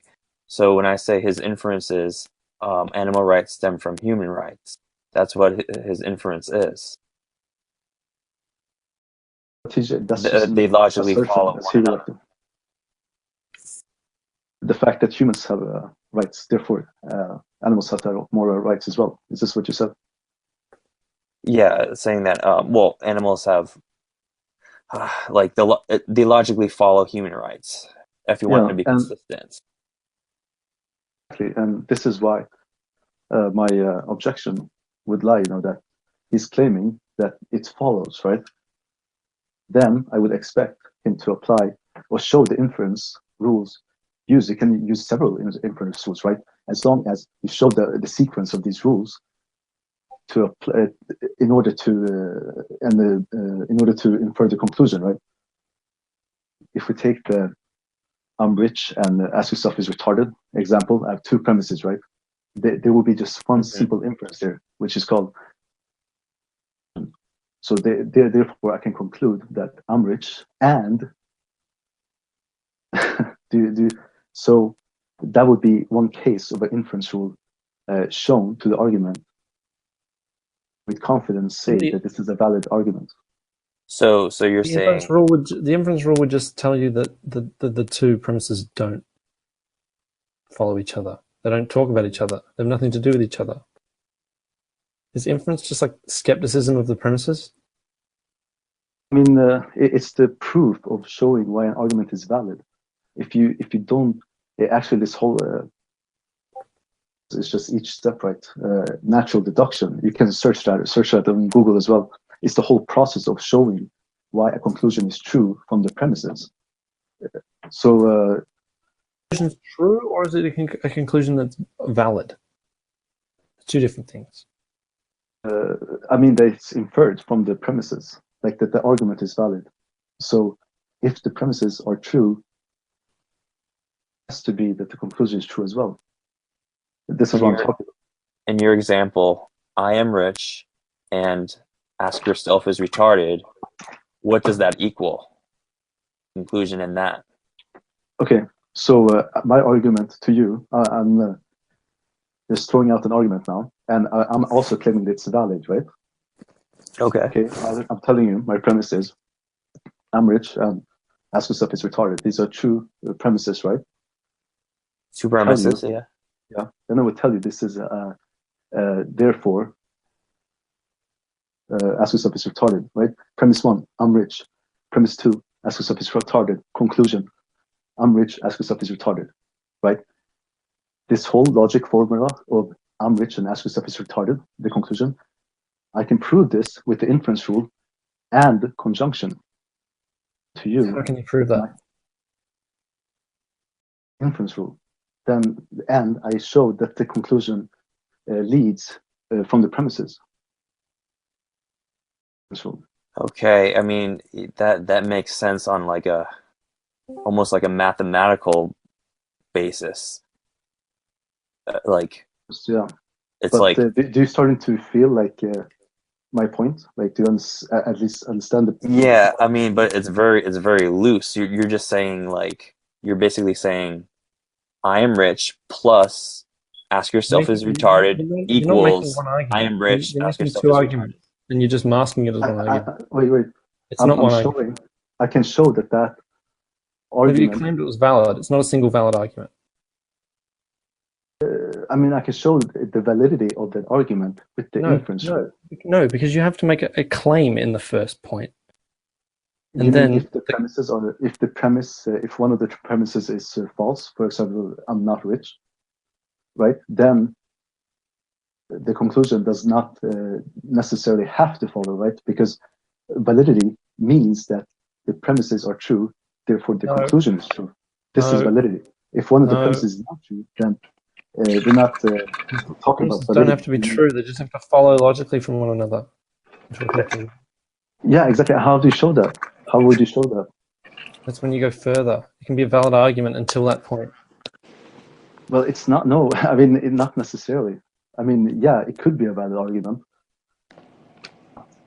Necessarily a valid argument, as Asquith claims, because I asked him, like, do you think that the premises follow from the conclusion? True. Conclusion has to be true. I asked him this, and he said, valid, it's in valid form, and by you trying to like trying to say that you're missing inference, blah blah blah. This is just an obvious fact, valid, the obvious, like throwing out retarded stuff, I don't even, I couldn't even grasp it, because I was just laughing in my head. But this is my whole objection, and if I ask this, like he obviously thinks that name the trait is. Like, I mean, valid. The name the trait is valid. No, because his second premise follows from his first premise and talks about the first premise. What is the what inference rule? Like, it's hard to grasp. Like, what I know what he's trying to say, right? Like, I know he's trying to say. I would say that it's not like he's. This is why there's also implicit things going on here. Like, in your example here, you're saying, well, humans might not have moral value. That's P1, okay. And then But his second point still addresses P1. Okay. This is right. Like now we're talking about it informally, right? We're saying that, and now the idea of implicitness can come in because I address, in the sense of like showing the traits and all this type of stuff, right? I mean, like obviously, you understand there's like implicit premises or implicit claims outside of the argument, right? There's implicit things that are not necessary. I mean, out if like these outside implicit things are fundamentally true or not, like a tautology, like always true, right? But No, that's another discussion. My like main point as well, which I want to ask yourself, but I kind of know what he's going to say, but like I want you to drill this in his head if you get it. My point is, if you make a claim that an argument is valid, you can apply inference rule to it, right? And if he does not want to do that, so the argument is valid now. It's valid, then you can apply inference rule. Yeah, that's the whole conversation that follows the first statement of the argument. But he doesn't want to apply the rules of inference, like he just said that it's valid out of thin air, right? But I think you can still apply inference rule to his argument. That's the whole conversation that follows the start of Isaac's conversations with other people. They explore the premise. I don't know what inference rule he's trying to apply. Like he's obviously he said this a lot of times. He doesn't know like formal logic, and I don't even think he knows what inference rule are.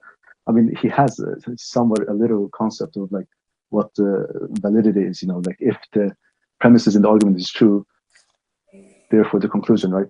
Like he gets this, right? And I'm asking him, you claim that this, like you're claiming that this is a valid argument, then you can apply the inference rule to show that it's a valid argument. Otherwise, it's like me saying and spewing out any random argument, such as sky is blue, premise 2, earth is round, C, therefore, like anything, basically. Do you understand? You keep saying inference rule, and I don't know how you're applying it to the argument.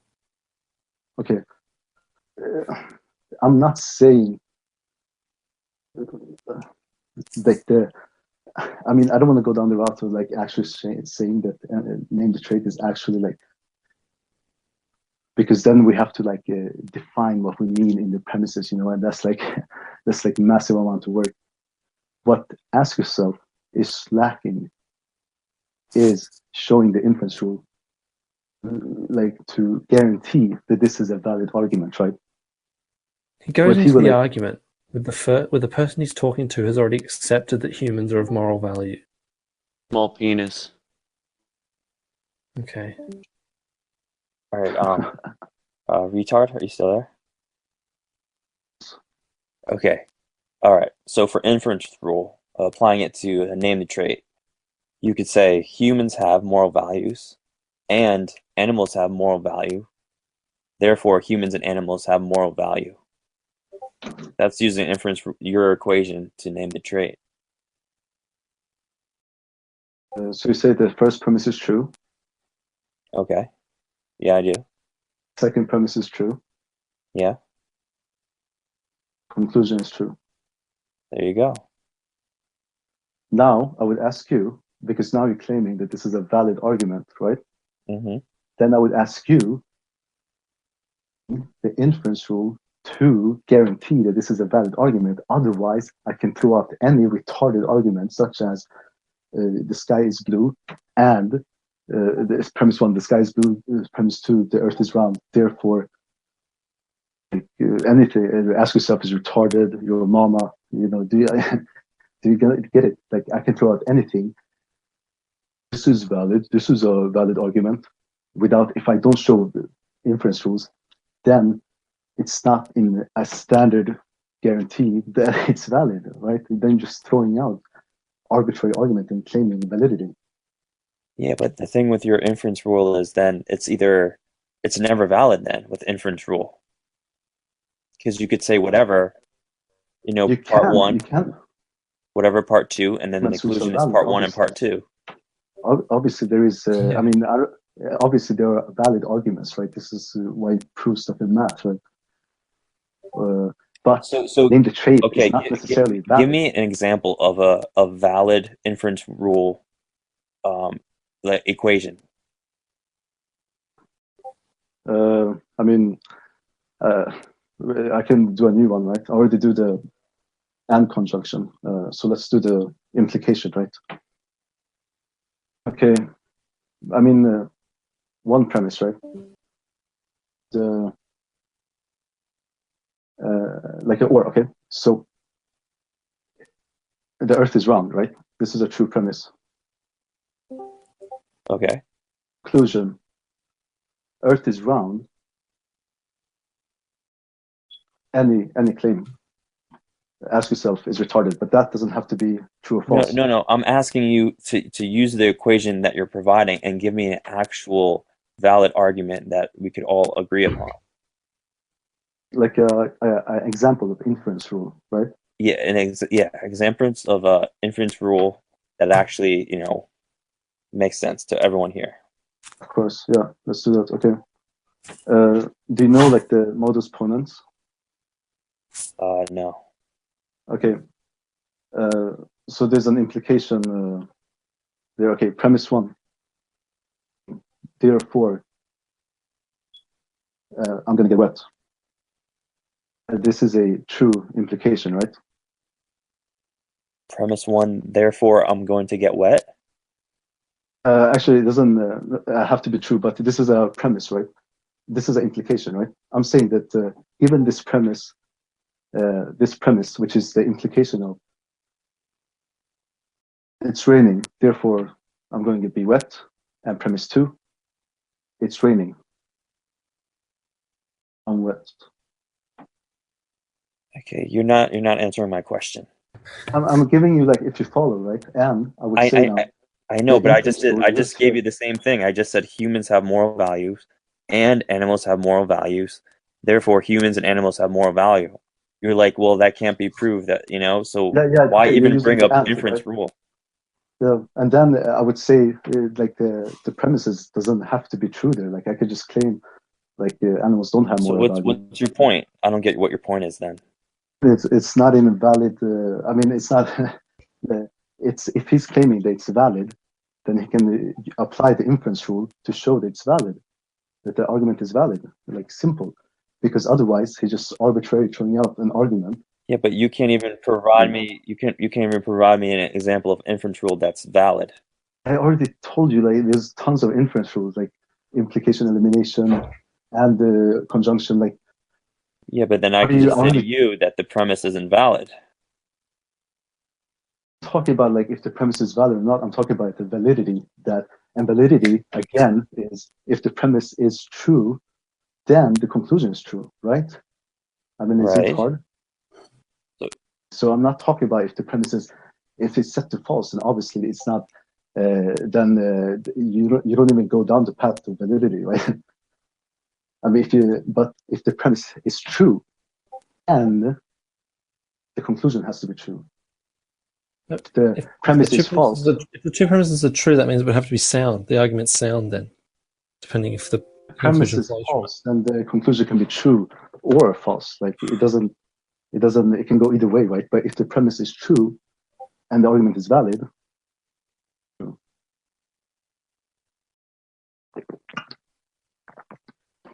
basically, when you apply the inference rules to the argument, therefore, then you guarantee the validity, which means that if the premise is true, well, I mean. Okay, but you understand that I just said that I did that? To name the trait. Yeah, I did that for name the trait. What was the inference rule? It was humans have moral values and animals have moral values. Therefore, humans and animals have moral values. So you're saying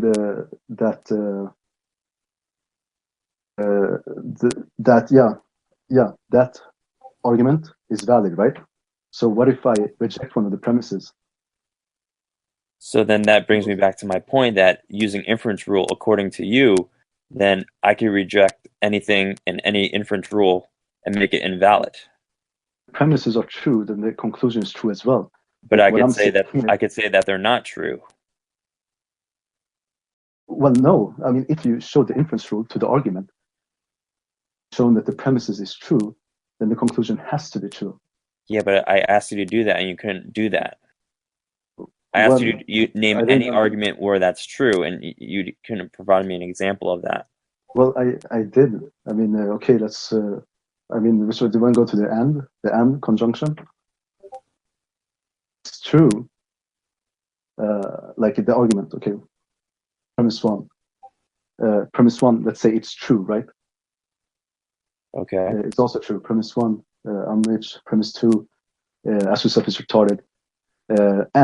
So my conclusion and ask yourself is, this is my argument, right? So now you would say that, okay, why is this argument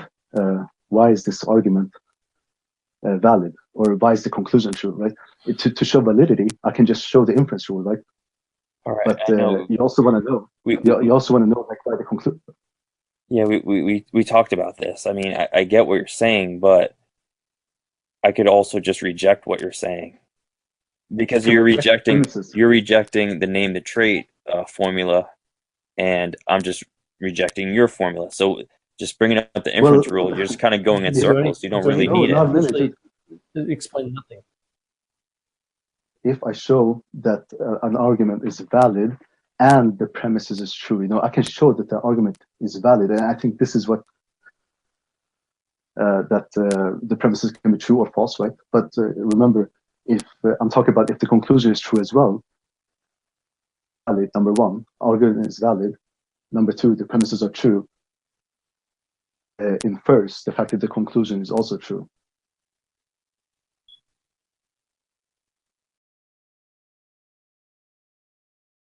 I mean, I don't know. I don't know what you're. Yeah, I don't know what your point. Like, how do you expect to put all this in the premises of an argument? You're asking for the proof of the premises in the premises. Necessarily not the premises, just that the argument is valid. The fact that any argument can be valid. Then you have to discuss whether the premises are true. No. If any argument is valid, then my example of premise one, sky is blue. No. What I meant was any argument that logically follows from its two premises can be valid, whether that it's bogus or not. How would you show that? Okay. There's a formal way. There's a standard way of showing that, and I mean, hopefully the inference rule has been like drilled into retarded. Ask yourself, this is the idea of inference rule. Like, if I claim an argument, it's valid, right? Then there's a formal way, there's a standard way of showing this. And the whole process is called natural deduction. Okay, 2 words here. Natural deduction. Like, these are like the key concepts here that my whole objection with ask yourself, like throwing out that name the trait is valid without any type of backup, and with backup, I obviously mean like, and the whole process of natural deduction, right? Wait, so were you just trying to say that you couldn't have a valid argument that's not true? You couldn't have a valid. What do you mean with true? Like the premise is true or the conclusion? Sound. And with that, you mean that the premises is true and the conclusion is true, right? No. You couldn't have a valid argument. Oh, hang on. You couldn't have a valid argument that the conclusion wasn't true.